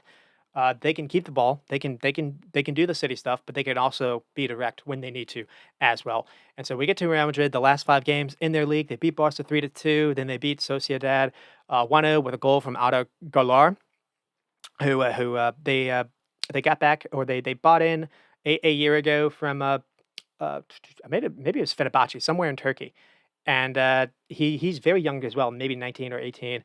I was thinking actually he would maybe be like a Bernardo Silva kind of replacement for Man City. He's been seen as that kind of like technical kind of player. We haven't been able to see him much for Real Madrid because he's had loads of injuries this entire year, but he started to go on a heater for them. So he scores versus Sociedad, and it's not the only time. So then they beat Cadiz 3-0 with Bellingham, Diaz, and then Hosselu. Hosselu will be a player that I mentioned a couple of times. And then they beat Granada 4-0 with Diaz scoring to Brahim Diaz, and then Goulart as well. And then they clobbered Deportiva with Bellingham, Vinny times two, and then Valverde, and then Goulart again. And then Villarreal was a weird game where they drew 4-4, Goulart having two, then Vasquez, Hosselu. Militao was back for this game. That's another play they lost for an ACL earlier in the season, and he wasn't good. So I don't know if we'll actually see him, for the final or not. One play we might see is Courtois. Courtois looks like he's back, but he played in that game. He wasn't good either. Um, and how do we get to in the Champions League? How do we get here? So one thing that's funny about Real Madrid, at least since Ancelotti's been there, is they haven't been the dominant team in a lot of these contests. In 2002, it was like the exact same thing. I thought they were outplayed by Chelsea. They were outplayed by Madrid. I thought they were outplayed by Liverpool, and it just didn't matter. So here, it's kind of similar. I thought they were outplayed. They got lucky in the first leg versus Leipzig. So they win the first one 1-0. There was no Bellingham. Possession was kind of even, but the second one, they drew one. They drew one all. So they were able to advance 2-1. Leipzig had Madrid on the rope in that entire second half. And it just wasn't enough. Benjamin Sesko had they hit the post. It was a close game, and it really the German teams gave Madrid some issues. But Madrid were able to handle it at the end. So maybe they're about to play another German team, and then Man City. And just the first one with a 3-3 draw, one of the more entertaining Bockers games of the season because it was 6 goals and the XG for both was less than one. Outrageous shot after shot that just found the net. Foden, Gvardiol, Valverde as well. Valverde had a volley that just made no sense to go in. And then Bernardo with like the cheekiest kind of a free kick that beat everyone. And the funny thing about that is Bernardo Silva was the player that basically haunted them 2 seasons ago or a year ago. Uh, and it looked like he got the last laugh here, and then you'll find out, it was Madrid that actually gets the last laugh in the end. So the second game happens where Rodrigo gets an early goal, at the Etihad, and he has a clever run. It's a very nice cross by Vinny to set him up, and then Kevin De Bruyne, has gets City back into the game. It felt like Madrid was actually there for the taking in that second half, that entire second half. Kevin De Bruyne had 2 really good looks after his goal, and for some reason it never came. Then Holland picked up an injury, was subbed out. City looks like a mess that entire extra time. It goes to PKs. Modric misses the first PK, and you thinking City are going to have this easily, and then Bernardo Silva has like the worst PK imaginable. He like slips or he's trying to do that Panenka thing, and it just goes right to the keeper. And then Kovacic misses as well, former Real Madrid, former Real Madrid player. I don't necessarily know if that got to him or not. And then that was it. They just kind of collapsed. So uh, that's how Man City was knocked out. And then they get Bayern, and the first game of Bayern was kind of wild as well, because they get the first goal, even though they were outplayed, really. So the first goal from Benny, it's a beautiful run, but it's also a beautiful pass by Tony Cruz, and Kim Min Jae is just bullied, bullied in this tie, and basically he kind of cost Bayern a little bit. He didn't have a bad game outside the 2 goals that he was responsible for. You can say, because in possession he was quite good. But he was caught here, caught by Vinny, just making a run behind him, and it's just a beautiful pass, beautiful through ball by Tony Cruz, and then Rodrigo creates a PK. I think after Vinny gets kind of a ball in the box, and he does a nice little cut, and then Kim Min-jae just fouls him in the box. So not the Champions League that Min-jae would have wanted. He came on as a sub in the second game, and had a header that actually hit the post crossbar, so he could have maybe actually been the hero. Funny enough, and it just wasn't to be. So that's how we get to there, and then Bayern again in the second half were just they I thought they were better in the first half, and they really flew in the second half where it looked like they switched Sane and Musiala on different separate wings. Sane gets a beautiful goal to make it 1-1, and then Musiala was able to draw a PK as well on Vasquez, and then we get to 2-1 in the second game, and this game had lots of fun, lots of drama, and lots of controversy. So the first goal comes from Davies. It doesn't come till the second half. The first half was a lot of just teams kind of waiting each other out. Neither team were pressing. Neither team was really turning the ball over. Both teams had like 90+% pass accuracy, and that was kind of the annoying thing when you've got these brilliant technical sides, and you got players or you got both teams that don't really care about pressing the other team into mistakes, and you're a little bit more pragmatic. There's a lot of kind of feeling each other out. No one's really taking a lot of risk. The game did open up though in the second half, so we did get a good game in the second half.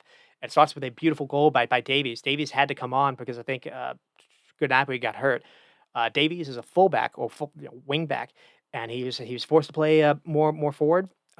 There's a terrific ball by Harry Kane. Plays into the channel, and then Davies is able to cut around. It might be Cavadiol. He cuts around Cavadiol, and then Carvajal, and then has a wonderful shot that curls into the far post. Just unreal goal. It was an interesting call by Tuchel to play Davies, outright on the wing, and he did. And then the one, so praising Tuchel for that change, but then Tuchel did the reverse. He started to be way more, with 20 plus minutes to go in the game, you're only leading 1-0.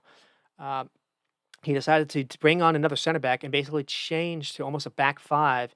And so you're just kind of defending a little bit more. You're only defending 1 goal lead. You did it a little too early. And at the same time, Ancelotti made some changes. He brought on Brahim Diaz. He brought on Luka Modric for Tony Cruz. Modric was a little more creative when the space is limited, and brought on Camavinga for basically Tchouaméni. And Madrid had way more time, were able to dictate the game way more in the second half, where it really was a case of them basically controlling the ball outside of Bayern's box. And then the real change happens. You finally bring a striker on, Hasselu. It also coincided with Harry Kane coming off for Bayern Munich. So Hasselu comes on, and basically, I think it's after a goal kick. They're having, I mean, Bayern Munich are under siege at this point. They can't get out because they're playing so deep. They have no way to actually to do any kind of counter or anything. Everyone is just packed in, and it's just shot after shot, corner kick, block, whatever. And then I think someone's able to play Vinny in, and Vinny has a shot. It looks like it looks like Hasselu should. I mean, it looks like Manuel should have this, and it bounces right in front of him. He spills it, and Hasselu is right there for the Johnny on the spot to be able to tap it in. It's a striker's instinct. It's very fitting that Vinny was able to have the shot that basically led to that, because he was toasting Kimmich on that left side that entire second half. Uh, Real Madrid were just unreal good in that second half. It was amazing that they were even losing the game, and and and, and then Vinny helps out there, and then Hasselu comes on. He's 34-year old. He's a guy that Madrid had penny pitched because they've been waiting for Mbappe for 2 years, so they've been keeping that striker spot open, and they get away with it. Lucky enough, lucky SOBs, because Hasselu gets a second, and it's after a recycled corner kick. Nacho does well to disguise a pass to Rudiger, and Rudiger doesn't even think about collecting it, recycling it. No, he immediately does a first time cross into the 6 yard area. It flashes the ball, and Hasselu is there and just gets the touch to go in. And originally it was ruled offsides, but then they checked it and account. But Bayern didn't get the same courtesy. So again, this game did have loads of controversy. So there were two balls that were allowed to be on the field at one time that confused Bayern, that Madrid nearly scored on, if not for two brilliant saves by Neuer. Then Madrid scored after Nacho, basically punched Kimmich in the face. So that was ruled back. So at least Bayern got some reprieve there. But the big one was here. It's one of the last few kicks in the game. There's a ball just sent long from Mazurai, and Thomas Muller challenged for it. Rudiger wins the header, but the ball just goes nowhere. Muller then heads the ball to Thomas de Ligt, or Matthias de Ligt, who just decides to have a swipe. And the swipe takes the keeper by surprise, and they score. And it doesn't count because the linesman had raised the flag too early, and the ref blew the whistle. And I don't get it. You kill the play dead, and you have automated offsides for a reason.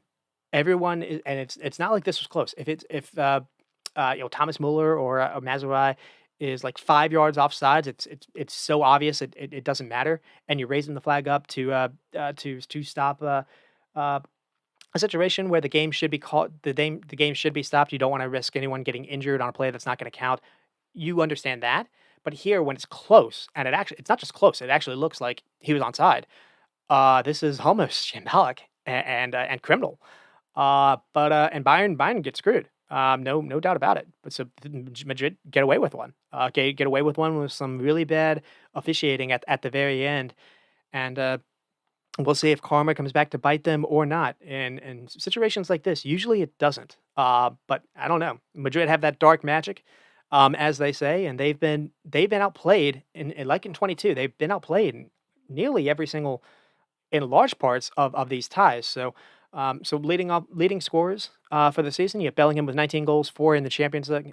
Vinny with 5 goals 15 goals for the league for the season, and 5 goals in the Champions League. He's their leading scorer, and then Rodrigo with 10 goals for the season, 5 goals in the Champions League as well.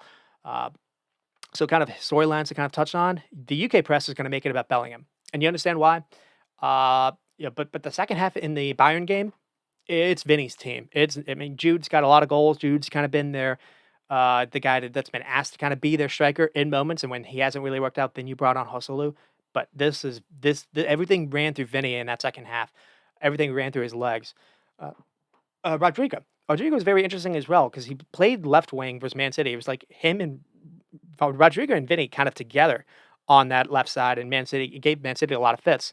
But then he was right wing versus Bayern, and he kind of seems to be a little bit of a pocket knife. You don't really know where to play him. Um, and with Mbappe coming in, you don't really know how he's going to fit with that. Is he going to be the odd man out? But what's weird is uh, just being online and following the season. People that I was following that were Madrid supporters, they were kind of thinking Rodrigo was having a better season back in February than Vinny. They, in fact, if it was one or the other to be played on the left, they liked it being Rodrigo. And Rodrigo kind of feels like he's going to be the odd man out if Mbappe does come. So does that maybe foreshadow something? Maybe Rodrigo's kind of the hero. We'll have to see about that. When they need a striker, it's Hasselu. And he delivered more than not. I think he had 5 goals in the Champions League for them as well. But the thing about Bellingham is very strange because with Mbappe coming in, where does Bellingham fit into that? Uh, it doesn't seem like Ancelotti likes him at being a midfielder. Tony Cruz has said he's going to retire, and it doesn't feel like Bellingham's going to drop into midfield or not. He likes him being in the box. So you could still do that as a midfield eight, but it is interesting how Ancelotti already gave some comments about that. Um, and again, just how Madrid will use Vinny, Mbappe, Bellingham, and Rodrigo as a front four is going to be fascinating, no doubt about it. It honestly feels like Mbappe can play on the left, maybe Vinny through the middle. Vinny was tried through the middle in a couple of these games, and he wasn't terrible, but I think it was noticeable to me when things were uh, in the balance. Vinny went to the far left, went on the touchline, and was basically that scene where he was most comfortable at doing his damage, respiring in the second leg of the second game, in the second half of the second leg, and Mbappe kind of did the same thing for PSG. He started off playing through the middle, and he didn't like it, and he wanted to switch over to being on the left side for Stortman in the second half of that second leg. So this could be awkward. We'll have to see if it is or not. So that's kind of foreshadowing a little bit. Um, One thing is the black magic can really only last for so long. We saw it versus Xavi Alonso and Leverkusen. Finally their luck ran out. In the 4-4 game that recently happened, there was a striker named Sloreth who basically bullied in the air. Can Fulkrug do the same something similar? Uh, if Hasselu doesn't play, this game will not really feature a striker, at least for Real Madrid. Dortmund will with Fulkrug, but Madrid won't. Will that matter or not? Sometimes it helps not having a striker because you can do other things, and they've got the ability to do that because of the pace that they have. But another thing too was one another thing that I want to touch on is it seemed like Lunin was vulnerable on corner kicks throughout the entire Champions League, group knockout stage. So with Courtois back, does that change, or could that be something to keep an eye on? Um, let's see, Jude Bellingham in Wembley, facing Dortmund, facing his former club is a bit mental. So there's going to be a lot of talk about that. So does that maybe distract Bellingham or not? That could possibly happen. Tony Cruz and Modric are retiring. Could this be a last hurrah for them? Uh, if Madrid are going to get something late, who can they go to? Uh, it's not just going to be Hasselu. I think Arda Güler could be someone to really focus on. All the attention's gonna be about Vinny, Rodrigo, maybe Confetti, Valverde, make a run into the box, kind of unmarked, and be the difference. The guy will go the entire season only having like I don't know 3 or 4 goal contributions. Where I feel like he's bigger than that, better than that. He has moments in big games. He had that wonderful volley versus Man City, but Arda Güler is someone that has started to really pop up, at least in the league. Now, will the Champions League be different? Possibly, but we possibly could see him come on in the second half if they need something different. We'll see or not. It has been Brahim Diaz. Brahim Diaz was chosen instead, at least for Bayern Munich. But I think Arda Güler is a better player. But we'll have to see. Um, Mbappe and Endrick are about to join this team, so it'll be nice if they actually don't win the Champions League. Uh, and speaking with Pep about to leave, Carlo Ancelotti's contract I think ends out after a year from now. So, how is Madrid going to advance past Carlo Ancelotti? I mean, again, it's just very funny how he's come in since his time at Everton, and he's the perfect coach to handle this club. The ability to be laid back and pragmatic and effective. He has Tony Cruz or Modric, sometimes playing in midfield. he doesn't want them to press. He doesn't want them to lose their legs. So he plays to their advantage. He plays to his strengths. He has someone like Vinny. He doesn't. It's fine to sit back without the ball if you need to because you can always advance on on the counter. He's even spoken about that. So he's just perfect in that situation. The only thing that's weird is he hasn't found a way to play Chouamini and Camavinga at the same time. That's kind of been a mini storyline. But that's just where those are the kind of the storylines for Real Madrid. It's something to kind of look forward to. And then with Dortmund, I'll do a mini preview with them and then kind of close out, see how we're doing for time. Yeah, doing fine. Uh, so Dortmund, the last 5 games into their league, so they drew Leverkusen 1-1, and then they had the one I wanted to highlight was the Leipzig game. So they lost 4-1. It was very easy for Leipzig to get behind Dortmund's back line. And they get the first goal with Sancho, but they got destroyed after that. But this was a beauty of a goal by Jadon Sancho, and then just goals from Openda. Just a nice little finish after Xavi Simons cross. Benjamin Sesko with a nice little follow-up effort after a first shot was saved. Sesko is probably going to be a name that probably maybe gets a look this summer. He's a big striker. He had pretty good goal contributions for his first year with Leipzig. He's one of those where started with the RRB or Red Bull kind of academy systems. He was at Salzburg and then got moved up to Leipzig. He'll probably be the next one that gets moved over if someone kind of looks in. A lot of people are looking for strikers, big strikers that can put the ball in the net. He kind of fits that as well. And then Simikin was able to get on a counter, and then as did Bumgarner. And then let's see. They lost the Mainz 3-0. The XG was weird. They didn't even be competitive, 0.3, but there was a lot of rotation, rotation to the back line and front line. And apparently, Niklas Schula was in the back line, and he kind of looks a little bit overweight at the minute, so he's probably not going to be one that features. But they did win the last game 4-0 versus Darmstadt, where Marco Reus was able to get a nice little present as he's announced his retirement as well.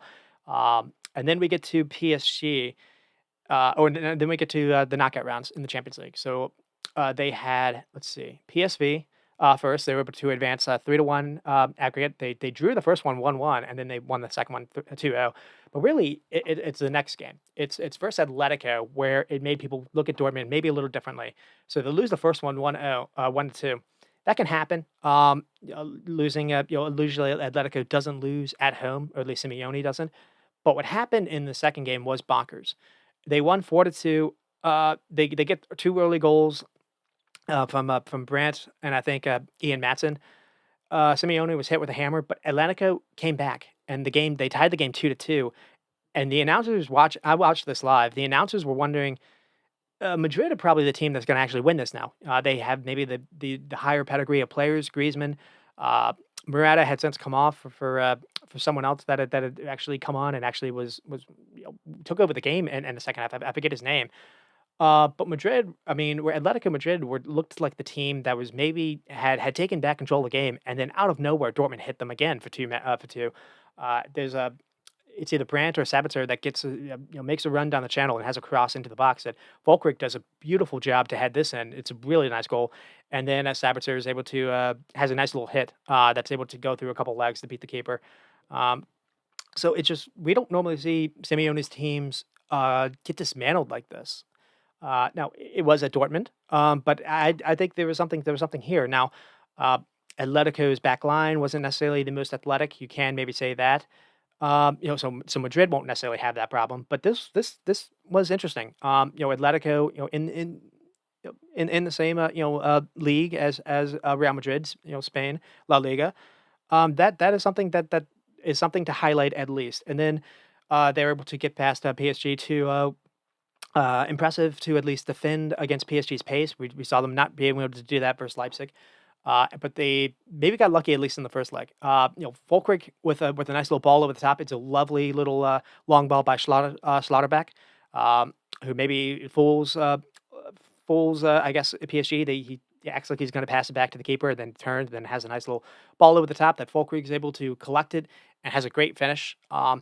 And then after that, though, PSG just came to life, and it was kind of all the chances were really coming on that right side, and they came to Dembele, unfortunately, not like Mbappe or someone else. And could Rodrigo could do better in this situation because they looked vulnerable on that right side, at least in that first game. And Jadon Sancho had a nice little cameo or nice little dribble class. I think 11 dribbles successful, and then they won the first one or the second one, won it with Hamels winning on a corner kick, heading it in on a corner kick. So PSG were down two at that point. They kept trying Mbappe through the middle, and Mbappe didn't like it.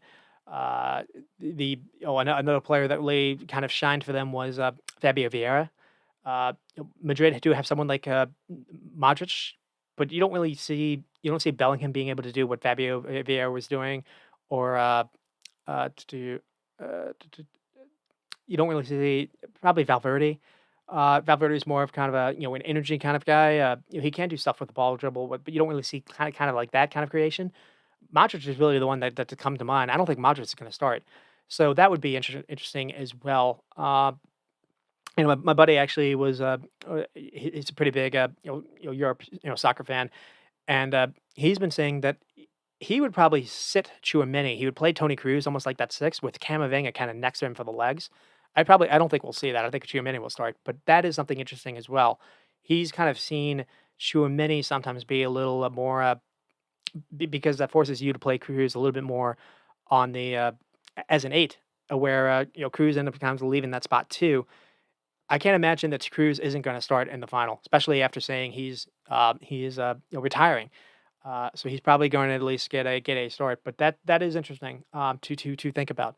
Uh, Cruz also had the beautiful ball that helped them beat Bayern Munich, or at least get the first goal versus first Bayern Munich. But that is something to maybe highlight a little bit. If Tony Cruz and Tchouaméni start together, does that end up kind of clogging things up a little bit? But we're on Dortmund, so kind of leading off with the leading scorers. They were fifth in the Bundesliga for goals, which wasn't necessarily great with 64. They didn't score a lot.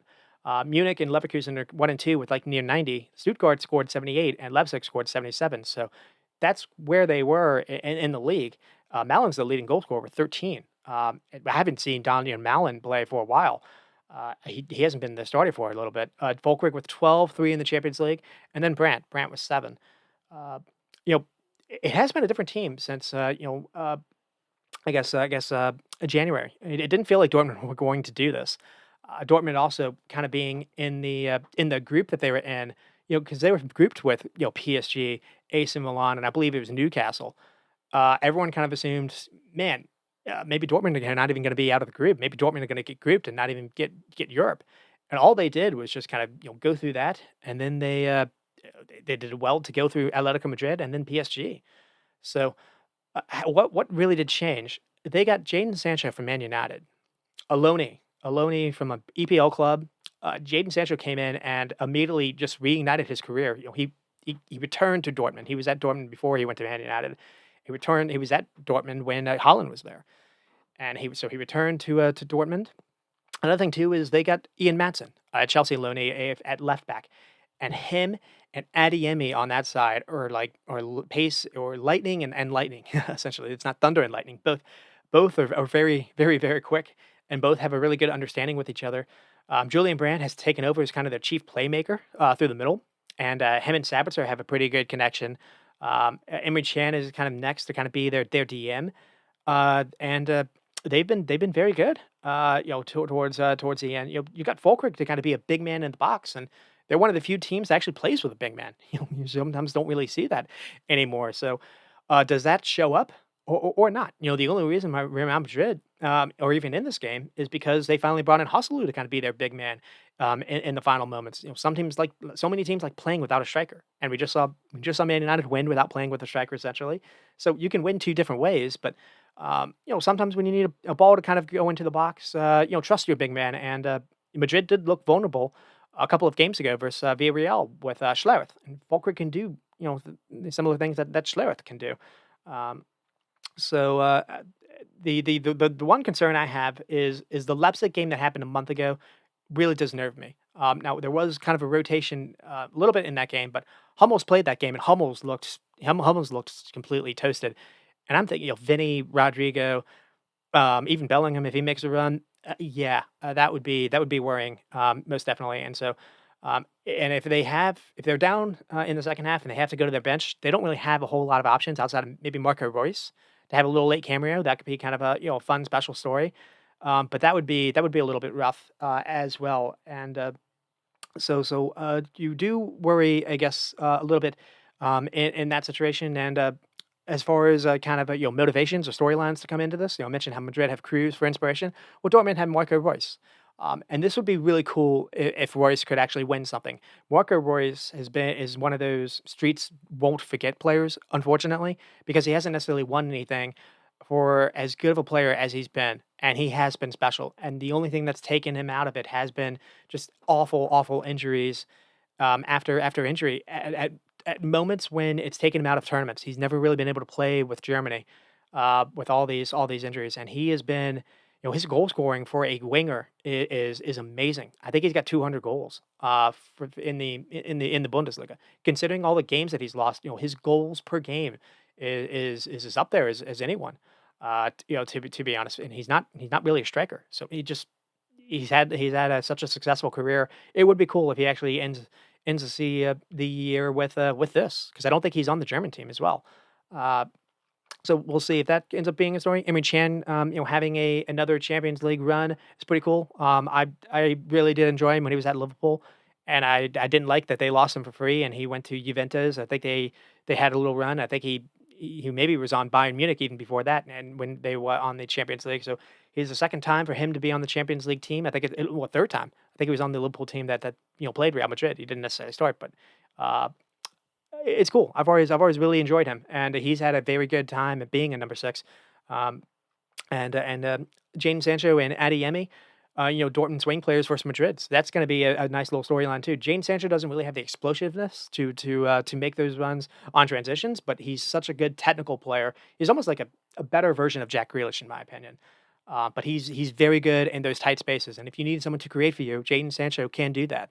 And Jadon Sancho returning to England to play in Wembley, maybe that's a storyline. Everyone's going to focus on Bellingham. Jadon Sancho is also returning to England, and I don't know if Jadon Sancho made Gareth Southgate's roster. So do we maybe see that? Because that could be fun. We did see Sane and Musiala give Madrid fits.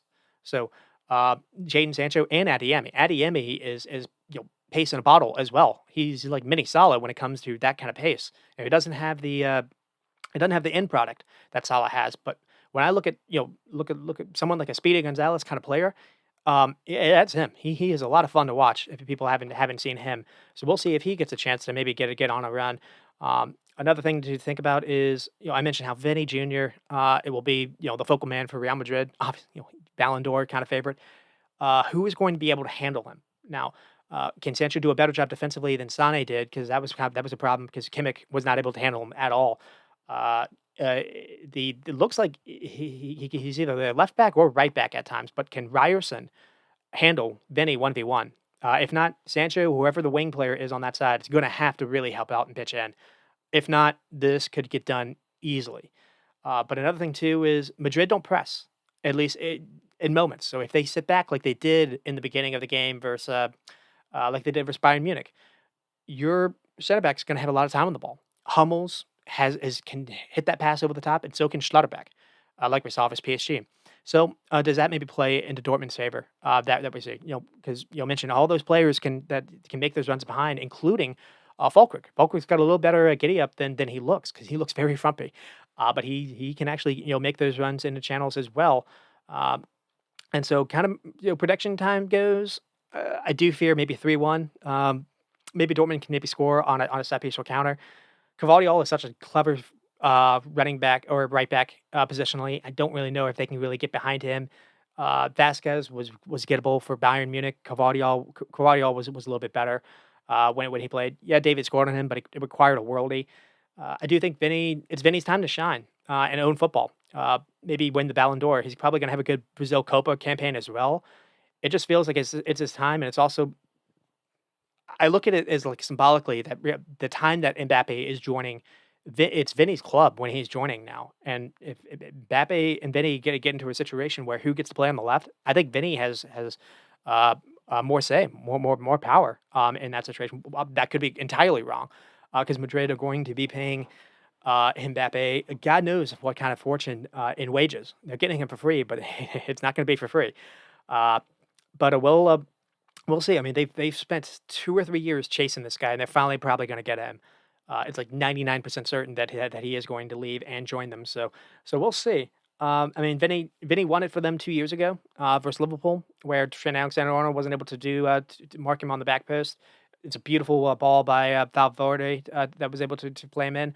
Um, but if it's not going to be Vinny, the other player I keep thinking about is Rodrigo, because Rodrigo, in a similar sense, is going to be the one that probably has hurt the most with Mbappe joining the squad. Uh, and just it's one of those. Sometimes that happens. Sometimes the player just gets motivated when someone else is going to come in. That everyone is talking about you. Everyone's going to be talking about Vinny. Vinny for the Ballon d'Or. Rodrigo had a very good season in spurts for Real Madrid, and he just seems to kind of pop up. He's been the special player in many years. He had the 2 goals that actually got them into the final versus Man City 2 years ago. I think he was also the one that actually got a big goal versus Chelsea back 2 years ago. And it's felt like he's been kind of misplayed sometimes, out of position, but he is special when he needs to be as well. And again, all the looks that PSG got, it was coming to Dembele, and Dembele wasn't able to do anything with it. I think Rodrigo would. I think Rodrigo's a better finisher. So that's something that I probably see happening. Maybe Rodrigo is able to put something away. We'll have to see. And that's kind of just where we are, and I'll be back to talk about what happens. All of this will probably age terribly. We'll have to see about that. So thank you for tuning in, and we'll be back for another Champions League episode. And until then, you stay squatting and stop recording.